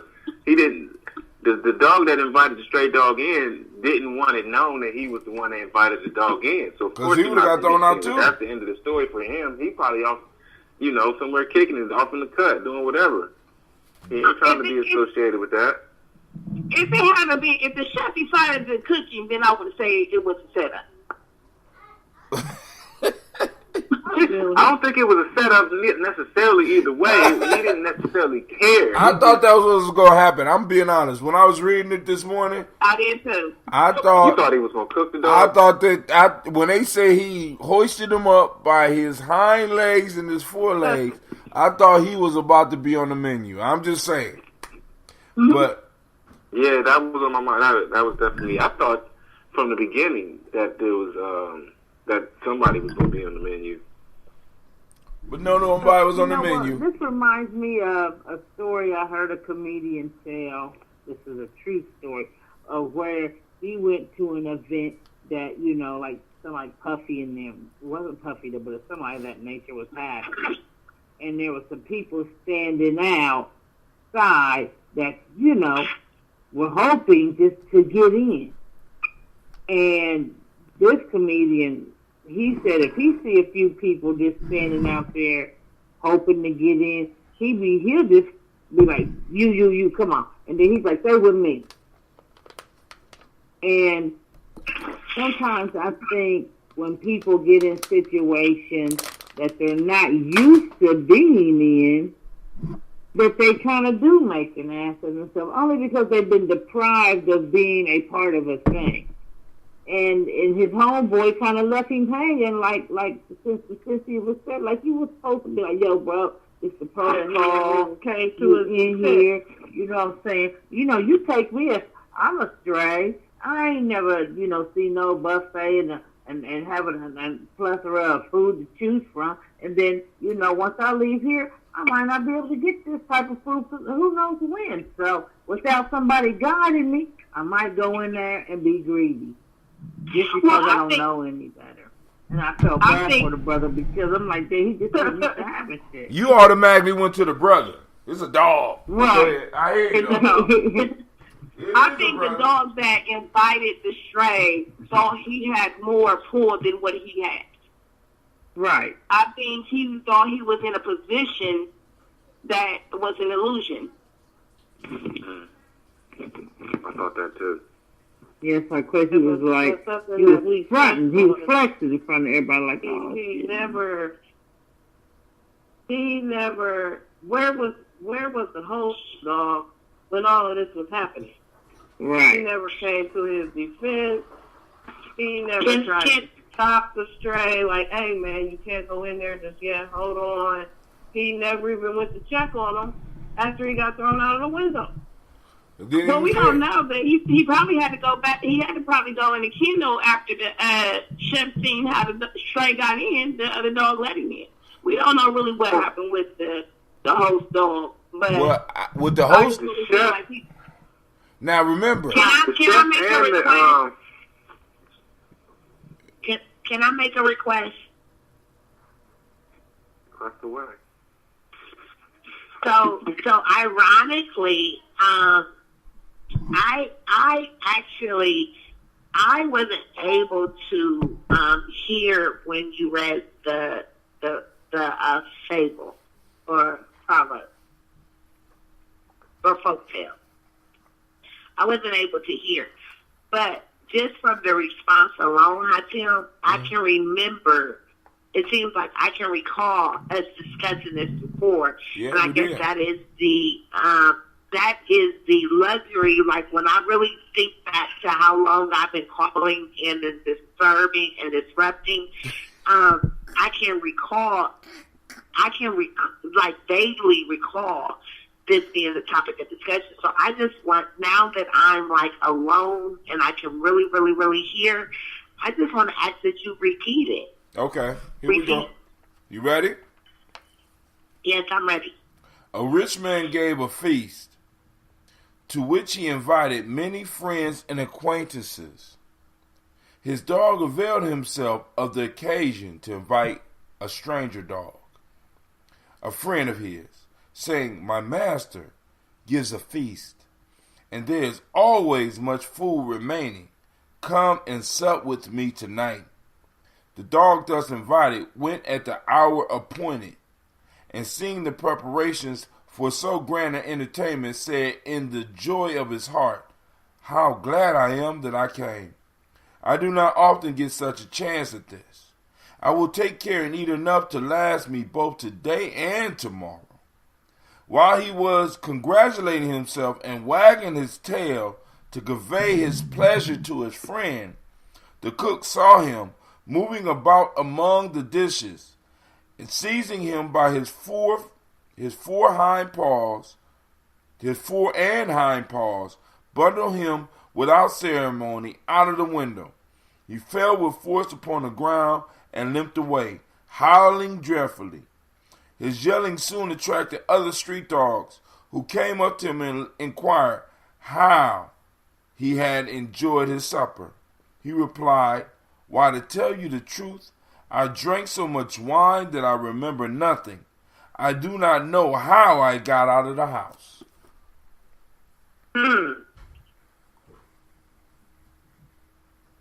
I think he came when the guest came. Oh, so you think he came at the wrong time entirely? Like the appointed time of, like, maybe he came when the guests were supposed to be invited. He's being invited, not the leftovers.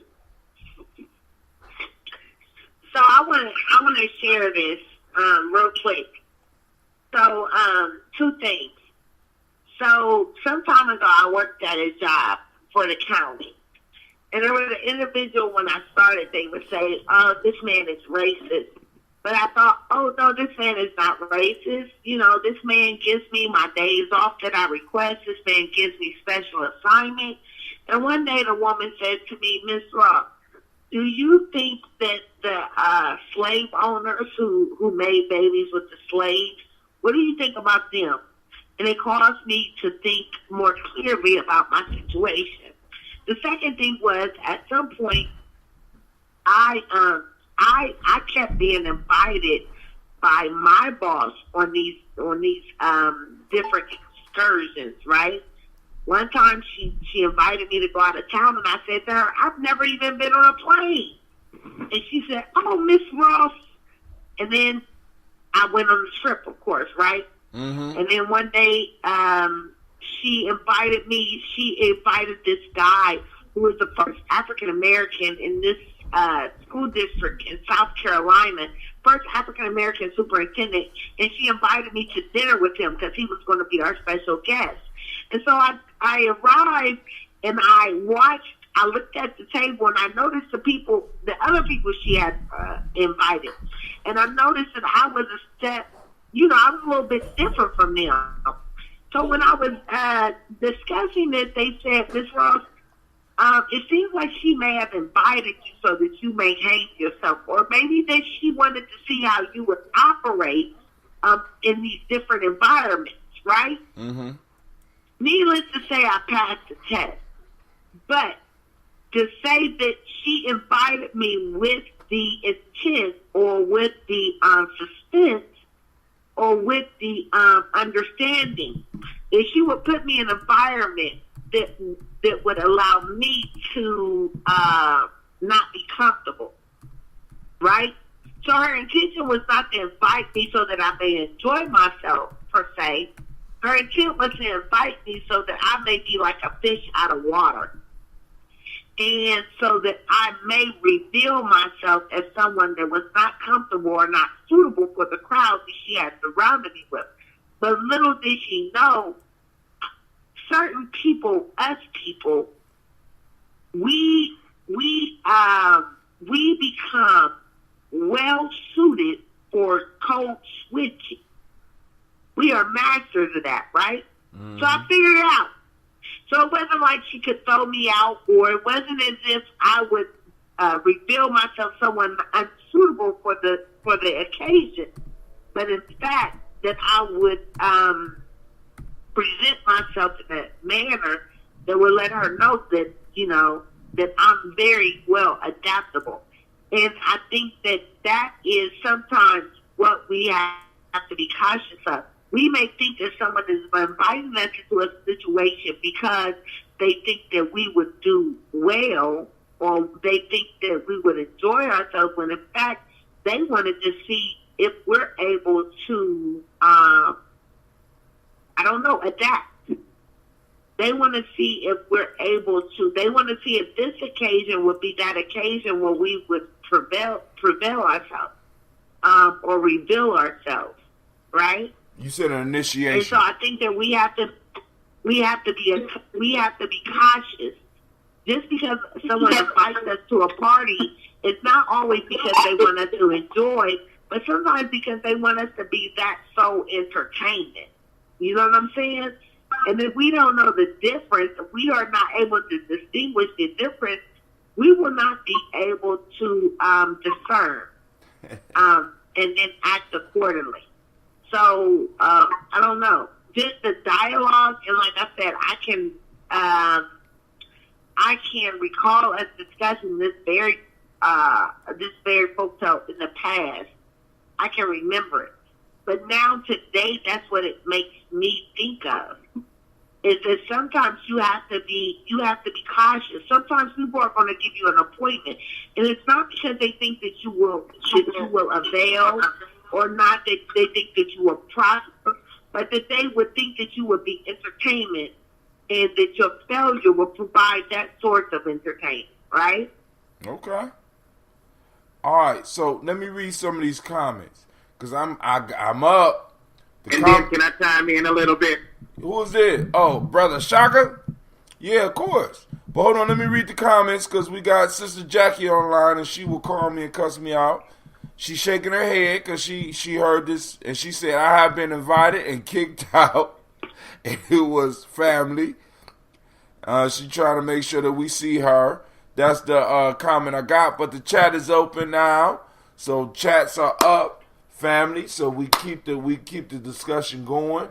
So we some people say that it was a setup, but now I don't want to. Malice behind with the lady inviting Jay, so she thinks that there was really malice behind that invite. It wasn't.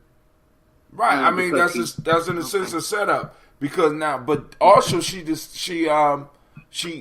kind of described it as possibly an initiation, and with a lot of initiation, what we don't understand is that some initiations. Well, initiation is to see if you're worthy to even be part of the group. So they would invite you, and maybe the dog was out of protocol, or the individual that was invited to the party was out of protocol. Miss Tracy called it being out of time, being out of sync, and not being where he was supposed to be where he was supposed to be there. Because let's think about this: when you throwing a party, if you got a cook. The master had a cook. He's not throwing the damn party in the kitchen. So we got a whole nother room of people out there, but then the dogs are in the kitchen. And the dog said, come sup with me because after the feast, we can eat. He there while the food is still being cooked. So there is signs that he was there out of place and out of time. He was in time for the party, but he was not on time for when he was supposed to be there, and he was not doing what he was supposed to be doing. He didn't fit in. And we could go so many directions with this in our personal life. But, Shaka. Right. Go ahead, man. Or somebody else is on.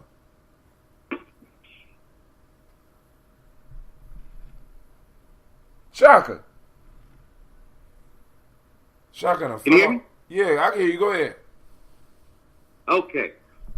Now, real fast, I just wanted to zoom right into this. We deal so much with the relationship between the dog and the master. And I ain't gonna lie, like I had to read the proverb myself, and in doing so, I had researched a little bit in terms of the said moral. And good job. It has, huh? I mean, I said great job because I wanted somebody to do that. Yeah.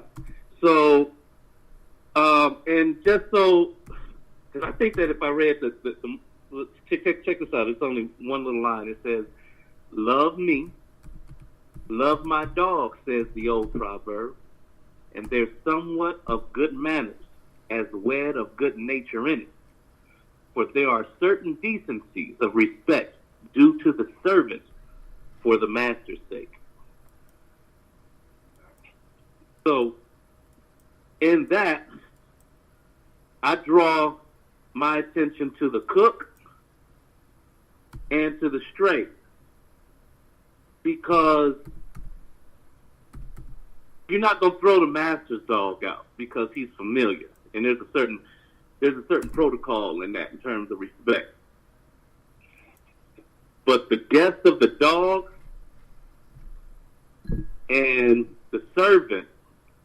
Now, in the proverb, when it says the servant, are they talking about the dog or the cook? Because the cook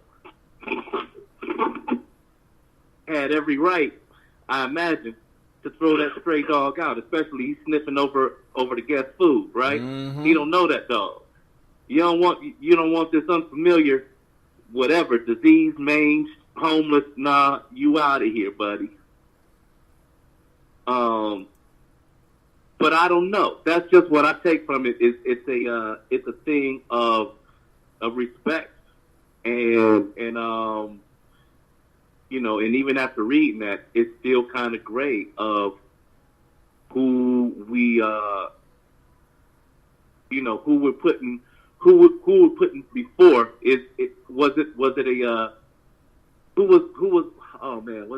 who was offended by throwing that stray dog out the window?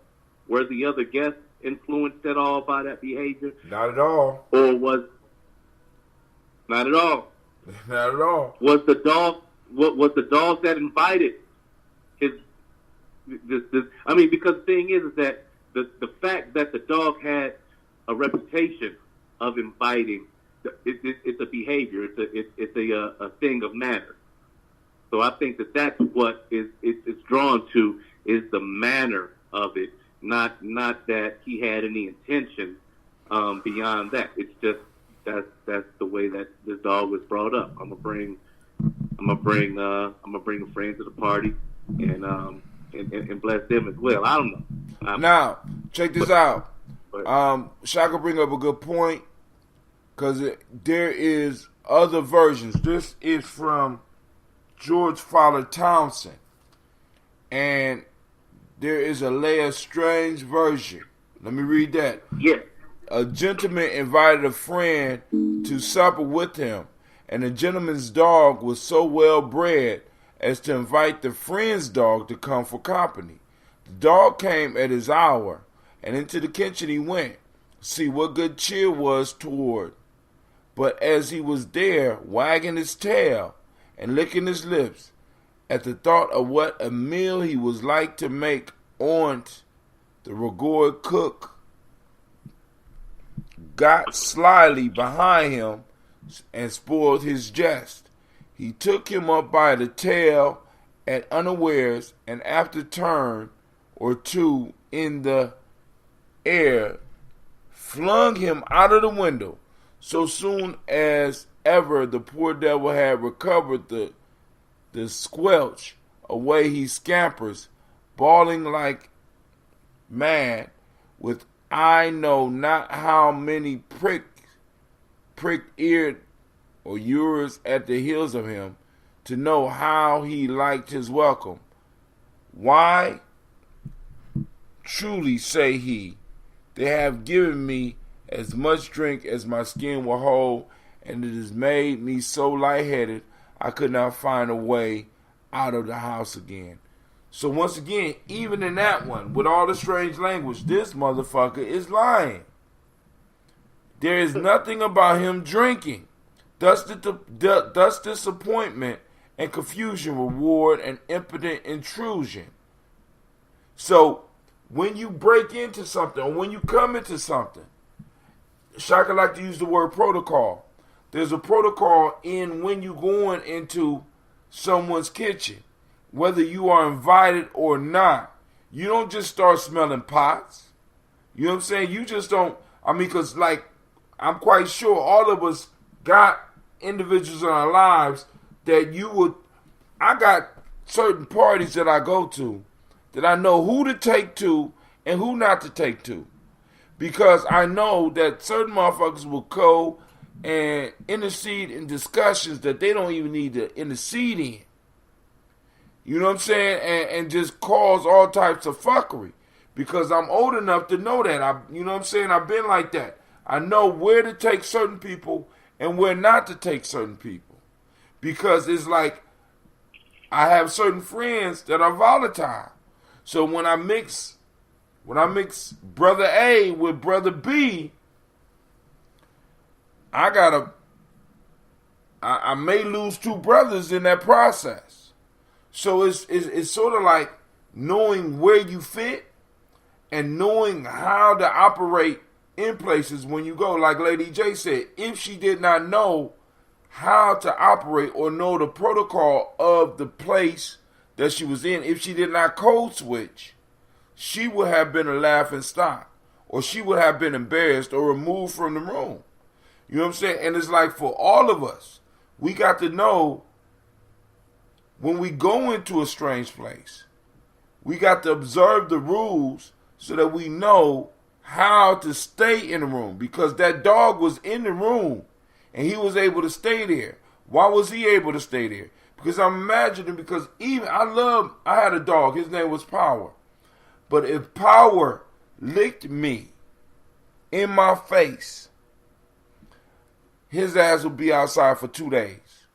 I will fuck Power up. I love my dog, but you cannot take them dog. You cannot lick on me. Period.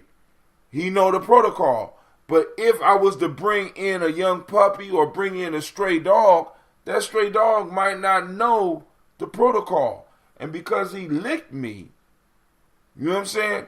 He might continue being a stray dog. Matter of fact, there were a couple of stray dogs in the short north because them motherfuckers wanted to lick. I don't do that shit. I obviously, you come from another household where y'all can French kiss and shit. We don't do that at Gye-Nyame house. What? You said French kiss. You ain't never seen nobody French kiss you ain't never seen that shit? Yeah, I've seen white people do that before. Oh, I didn't want to say it. I'm just saying. That shit was not allowed at Gye-Nyame house. You can lick a hand every now and then. But when you start licking my kids and licking me in the face, we got problems. I don't care how long. That's not the protocol in this house. We don't do that shit. Power never licked Cleve in his face. Never. And he never licked one of my little babies. I love you, but you need to find a new place to stay. Power was successful at that shit too, for over 20 years. He knew the rules, but if we could bring a stray dog in, they didn't know. Hey, come on over here and chill with us. So when you go I guess you can't bring the hood brother with no proof and don't know how to code switch. Right. You can't bring him to the party or her to the party. And even with us going into like political events and stuff like that, do we know the protocols? Maybe we need to send a dog in there that know the protocols. Maybe we need to send a brother or sister in there that know the protocols to handle that for us. Which is what other communities do. Can I say something? Lady J, just say it. Stop saying that shit. Stop. But that's why I wanted to implement. Go ahead. I'm going to say something that's going to cause a disruption, but that is exactly why white people chose Obama. It is by design. It is by design that we would invite Obama to such an occasion. Now, you know, or you may not know, and it may see how Tim, you know where my political views lie and where I align at, and it may not be where people would predict. You know what I'm saying? But you know me, and so when I think about how it is that we came to have a black president, when in fact we still had a legislature that was still being put in place in the 1960s that would allow people to vote. You feel what I'm saying? And it will remove the barriers, and we go from 1965 all the way to 2000, whatever, right? And in reality, you know, yes, that was a significant amount of time between the end of slavery and presidency, but it wasn't a significant time between the right to vote for many people in the South and presidency, right? That wasn't a significant amount of time. So how is it that came to be? And that is because the correct Negro was chosen, or whatever we were. You know, some people don't want to acknowledge that this man was black, but it was because I don't know if you want to go there, Lady J. I'm just saying, some people don't want to acknowledge that you know, they'll say that president, he wasn't even black. But I'm just saying, things don't happen without design. I agree. Things don't happen. Things don't happen without design. You need to have the protocol. You said Obama had to. You said and I'm just throwing this out. If Barack was the shade of his wife, that probably would have never happened. You right. it wouldn't have happened. Right. So it was much easier to put someone in that position where we were at liberty to question his race, right? Not even where we at liberty to question his race, but these people also questioned whether or not he was actually a citizen, right? They asked for his papers, his proof. You know what I'm saying? All that was by design. All that's by design. So when we talk about inviting individuals to a party or to a dinner or to an event, and somebody who may, because we're talking about, we're talking about the master was put on the occasion, right? Mm-hmm. And the dog invited his friend. It wasn't like the master invited the dog. Right. The dog of the master invited his friend to the party. That's by design. You know, and let me say this. I recently, so you know, the students that I teach is a different type of, the education I provide, not even the education, but the conversation that we have is a little different than what I would have in a classroom where I'm teaching African American students, right? So it's a classroom in my building, and they're reading Frederick Douglass' autobiography right now. And every chance I get, I go into their classroom to the point where it's come to the point where these kids seek me out and they let me know when they're going to be in this woman's classroom so that I can come in, right? And I'm loving it, right? So at some point in this text, he talks about how the fact one of the concepts that are constantly being revisited is the irony. And it talks about how these slaves would fight amongst each other over whose master was better. Right? And so now we have to come to the kids with the word irony and discuss with them the perplexity of this idea that you are enslaved, that you are being beaten, that you are being abused, but yet it's still you, instead of uniting over the fact that you are both suffering from oppression, you would prefer to fight over whose master is better. My master better than yours. My master better. My master got more money. No, he don't. Your master ain't got no more money than mine. No, my master owned more slaves. My master's plantation is much larger. I got on Gucci and you got on whatever. That's the same. That's the same thing. But we all poor. Right? Right. We all in the same situation. But because my master better than yours. Nah. I ain't no better. Yeah, I'm in a better situation than you.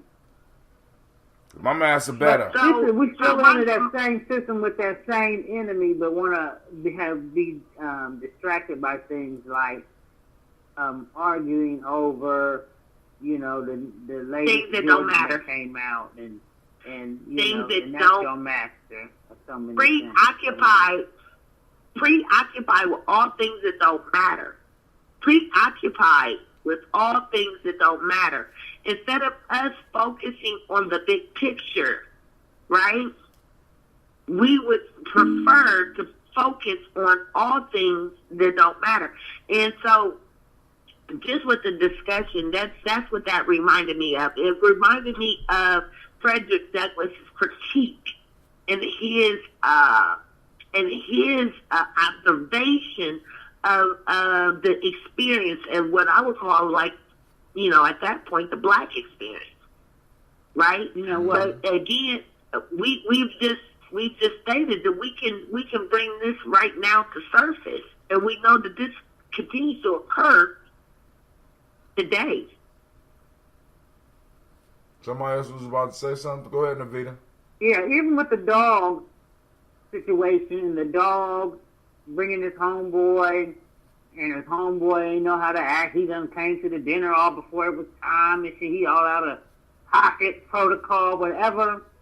I think that it's important that we teach our homies how to get on protocol, because as black people, for sure, we have many facets and we wear many faces. We may be this way at work, but then I'm this way when I'm at the warrior training class, and we have to learn those adaptations to move around in this system. And dude, the homeboy, he didn't learn the protocol. He didn't learn those adaptations. So but once again, I have a he's question. back out there. This is my question, Navita. Mm-hmm. What right do a dog got to invite another dog to the master's party? Well, I feel like this. If he want to, I mean, according to the master's rule, he may not have that right. But if I could, I'm the type of person, I'm going to be the dog that invites the person. If I can sneak you in and get you in and I can get you some food, I'm going to do that. Because that's just how I'm cut. I'm a sneak. No, you done fucked it up. Right. You got put out. Right. You know what I'm saying? But I might not have the right to do it, but because you in my tribe, you the homie, I see you out there struggling, I done made my way in this mother. It's time for me to try at least give you a little bit of the pie. You know, I'm going to try to get you something. I ain't going to just sit there and watch you starve and, I'm gonna get not you be able put to out, I can too. sneak you in if you know how to do the, you know what I'm saying? You know how to do Follow it. the protocol. But he now, should have got in, but, you know, he should have taught him, though. but hold on. No. Here's another question. If they know the master's dog, and they know what the master's dogs look like,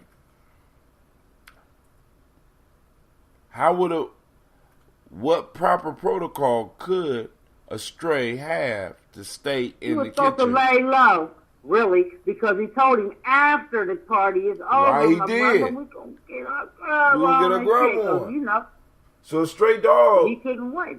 So he couldn't wait. So as a stray dog, because a stray dog is not allowed, shouldn't be allowed in the goddamn kitchen. I'm kind of concerned about the food safety at this motherfucking party when the dog will be. Well, the people done eating now.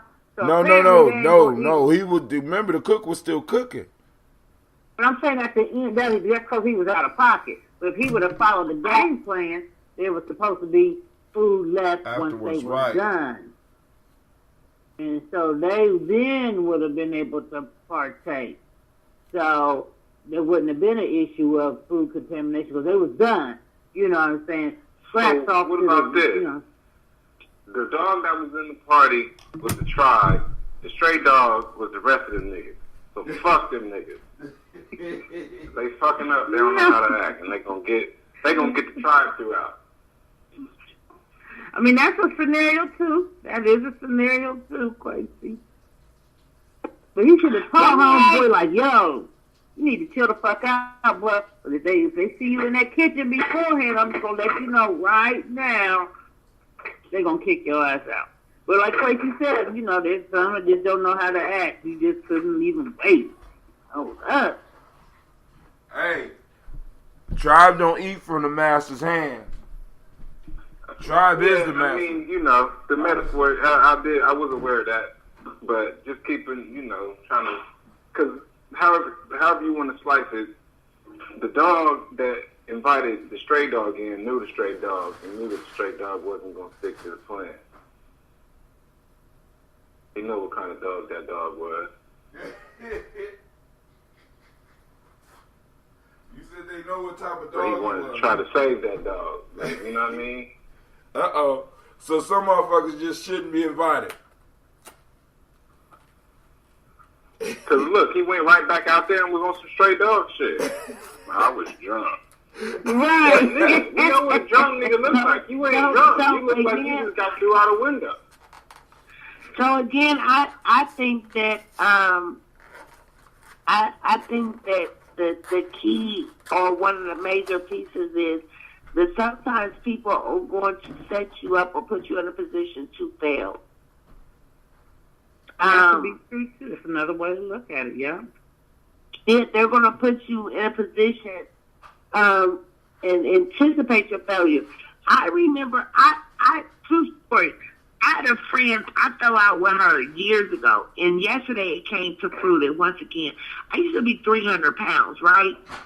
So she and I go to the Taste of Chicago. And if you know what the Taste of Chicago is, like our rib fest, right? But with more variety food. So while we go there, and we're there, you guys, she makes a comment that this is why you don't lose weight.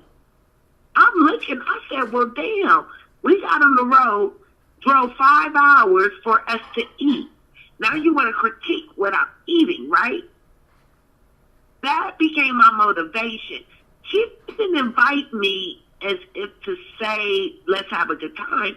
It seemed like you invited me so that you would have an opportunity to critique me so you could feel better about yourself. And that's what happened. We both dogs. The only difference is I'm a stray dog and you a freaking dog, right? You a cat dog. So now for me to come, for you to invite me, it's not because you really want me to enjoy myself. It's so that you will feel better about your situation. We have to be mindful. We have to be mindful. So when people are putting us in positions, we have to be mindful that it may not be that they're putting us in a position to enjoy ourselves or to succeed or to excel. But it may be that they're putting us in a position so that we may fail so that they can feel better about their situation. Because at the end of the day, again, it is the master. The master is putting on this event, not the dog. How you even invite anyone? You our dog. So it's a possibility that dog could have invited him to realize how good he really got it. In order for him to know how good he got it. In order to know how good he got it, he need to see somebody thrown out every now and then. But as Quasi said, when that motherfucker got thrown out, he was on some straight dog shit, so he couldn't prevent, because he was caught up in his lie and his pride. He couldn't prevent nobody else from being invited to receive the same treatment and possibly become the meal the next time. Because he lying, oh man, we kicked it, oh yeah. You know what I'm saying, right? Being honest, this motherfucker set me up.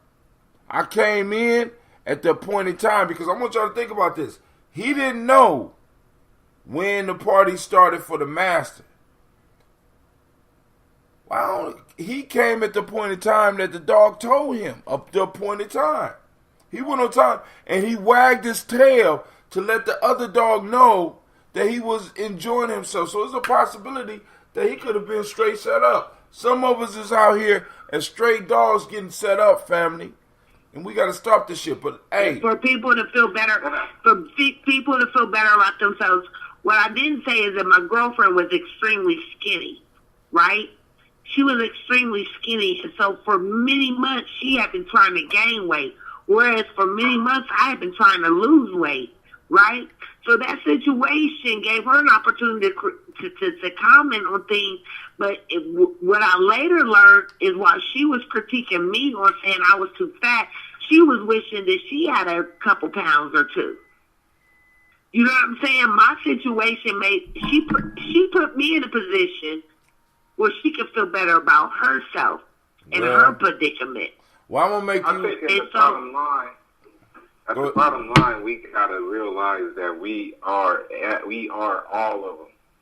Yeah, exactly. Every one of us is every one of those characters, and anything that we can glean from the situation is something that we need to take into consideration. Because at different points, even thinking about our plight as people lost in the wilderness, we all have some sort of awareness of us coming from some semblance of greatness, and we all have an idea of us returning to greatness.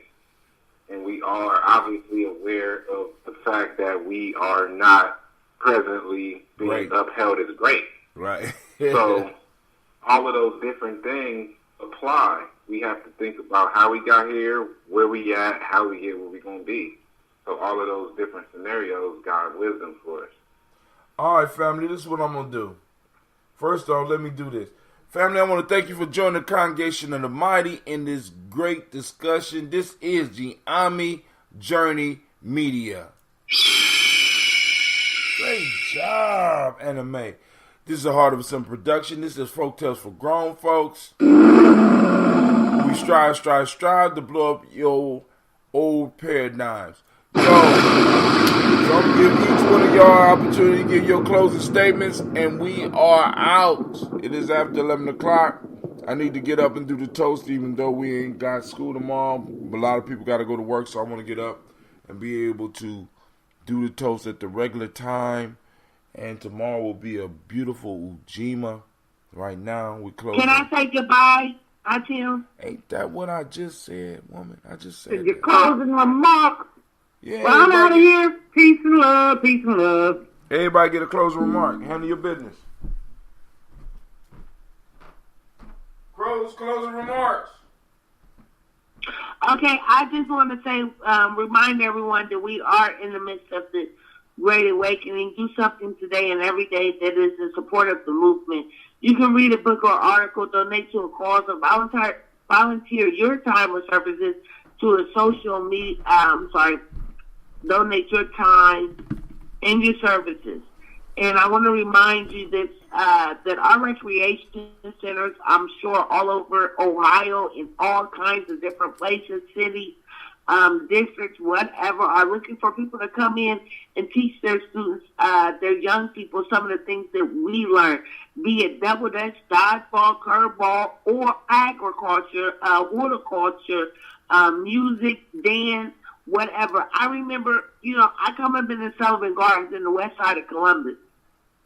And I remember feeling like I didn't understand why people felt sorry for me when I told them I was from the project. I felt like I had the best of everything. I did African dance, I did tennis, I did basketball, anything that there was to do, I did. I twirled the baton every year in the 4th of July parade. And everything that I did, I was able to excel at. And I was so privileged. And it's unfortunate that our students, our young people who are of age, are not able to participate in those same things. They're not able to just experience those same things. We need people at the recreation centers. We need people that donating their time to the young people so that they will have the experiences that we had experienced. We know that this is not the same day and ages, but it's still the same opportunity. Get out and provide the opportunity for our young people.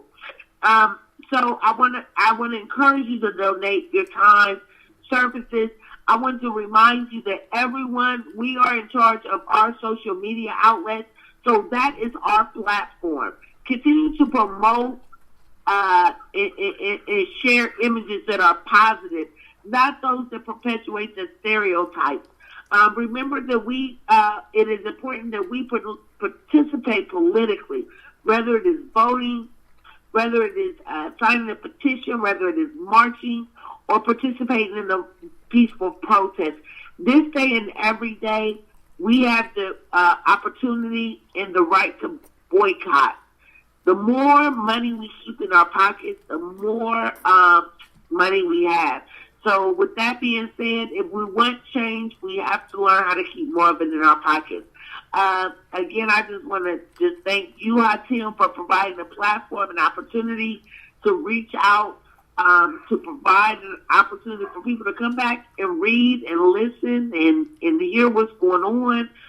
This is an awesome thing that you provide. So there it is. That's my closing message. If we want change, we have to learn how to keep more of it in our pockets. Thank you, bro.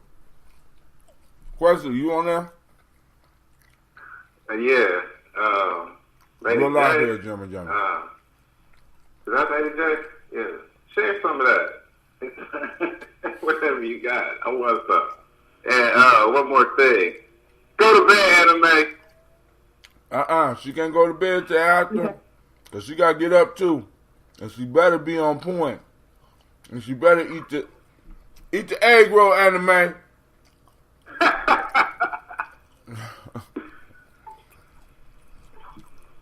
All right, family, I want to thank y'all for joining us on Gye-Nyame Journey. Make sure you like and share. Join the Black Signal. We got the mall coming up. We got warrior training coming up this week. Because we ain't scared of the goddamn weather. I don't know what's going on with the school system, but we ain't scared of the goddamn weather. All right, family. Y'all have a good night. And I will see you. You full of it. -30 degrees. That is unheard of. What? I'm scared, Hatim. I'm very afraid. -30. And we don't know that these people are genetically geoengineering the weather. This is unheard of. -30. That's my closing remark. I'm sorry, I'm not going to say anymore. -30. -30 what? Straight degrees or wind chill? Wind chill. Wind chill? How long motherfuckers been measuring wind chill? Man, let me tell you this, Hatim. Every time I turn around, people talking about what they did when they was growing up. I don't remember any of this.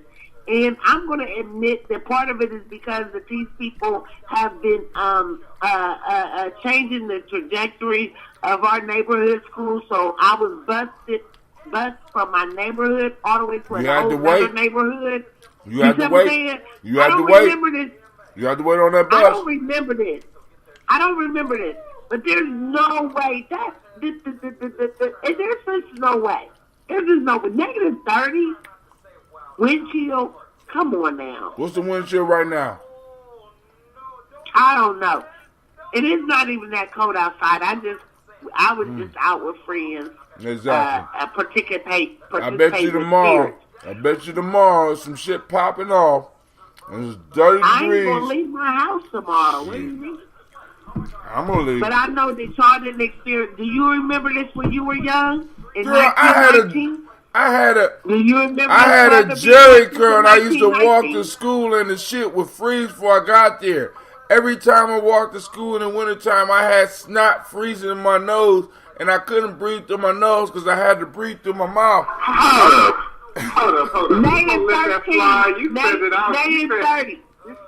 You said I said you was old because I said the Cold War was in 1954, but you gonna let her get away with 1919? Listen, I'm so used to her insulting me. You was new. Crazy. Now we're friends. We can roast him together. 1919. Let's do it. You gotta invite me out for spirits then next time because you feeling it. Hey, I'm serving the spirits. Every Friday, Sunday, and Monday. You can come and we can have the most enlightening conversations and debates. Oh, stop. At my place. What days again? That is every Friday, every Saturday. Every Friday, every Sunday, and every Monday. You know what? I am serving. It's Wednesday. Well, hold on. Yeah. No, it's Tuesday. It's Tuesday. I was there last What night. day is it, Quasi? You Gye-Nyame, ain't you? It's Coochie Chocolate.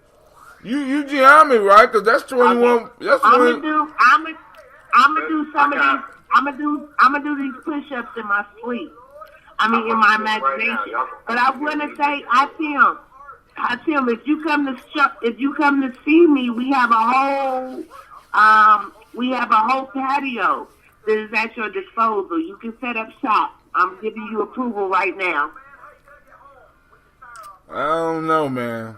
Where's this at?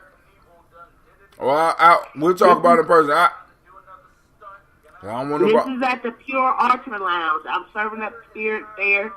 We're pouring libations, pouring out a little liquor for our homies. You know. I don't know if you want me to do a show while I'm really liquored up. I don't know. I'm telling you, I got you. And starting in February, every other Monday we have open mic. So we're gonna have poetry. We're gonna have spoken word. We're gonna have any type of performances that you want to put on. You don't want me to get me and the old crew out there because all of them old as fuck now, and we turn shit out. We drink up the bar. I'm inviting you all out. I don't know if you ready for it, girl. You ain't ready for it. I just said I'm inviting you all out. I want you to keep your side gig, baby. I'm the only one pouring the spirits that day. Oh. So if you want to come out and you want to have a good time, and we want to take over, and we want to spread our propaganda, get our message out, I'm enjoying Pick a night. Show, right? So who hosts it? I anticipate you joining me for spirits and good conversation and dialogue and poetry and all that other good stuff. on Mondays. On Mondays, mindful Mondays. Oh, we can't do that. I can't do. How you gonna have all? I can't do that on emoji. I can't do that. Not on emoji. Well, you it can had to be a day off. You can record it. You can highlight it. I got. You can record it. You can highlight it. You can speak up at the next day. You can also come out on a Sunday. But again, I invite you all out to share energy with me. Because it's not a day that goes by that we're not talking about the movement. You know what I'm saying? I just look like this, but I'm ready for the revolution any and every day. Except when it comes to going out to the woods. This place is across from Afrocentric School, which is just so telling. You're talking about the old, what you call it? What that place used to be called? It used to be called the Get Shot Lounge. That's what it used to be called, the Get Shot Lounge. There ain't none of that. It's all nothing but. I know now because they took all this shit out. It's cool. It's cool now. Now, but I can't do it. I can't do it on the Moja. I can't do it on the Moja unless we got a day off. I come out on the Moja when we got a day off. I can't speak for other nights, but I'm going to say on the nights that I work, we have Neo Soul Sundays. We have Old School Mondays, and like I said, we got Open Mic Mondays where you can come and be mindful. They got Wi-Fi? And turn it into Mindful Mondays. Yeah, all of that. Okay. So we'll set something up. So we'll get working on that. Now also remember the Gye-Nyame G&J Mall will be popping off on February 23rd. We're looking for vendors right now, and we want to get the word out so people come out and know that you're gonna be able to come and shop with us. We got a whole lot of space, so we need a whole lot of vendors. Come out, help us raise funds. Help yourself raise some funds by making your merchandise available to the community and help get the lifeblood or the economic blood flowing through the community. You can't have no community if you ain't got no economics, family. So I'm calling y'all. You know what I'm saying? As Lady J say, if you want to make more, what you say? If you want to make change, you got to keep more of it in your pocket. And one way to keep it in your pocket is to spend it with some folks that's in your tribe. So bring your ass out and let's kick it. But I'm going to get up off of here. I want to thank all of y'all for tuning in. Everybody took the time to listen to my show. I am humbled and I am in love with each one of you. I lift up my glass, and I lift up my glass for you in the morning to let you know that you are the greatest, most magnificent, most inspiring individuals on the planet, because we are the congregation of the mighty. I'm out. Peace.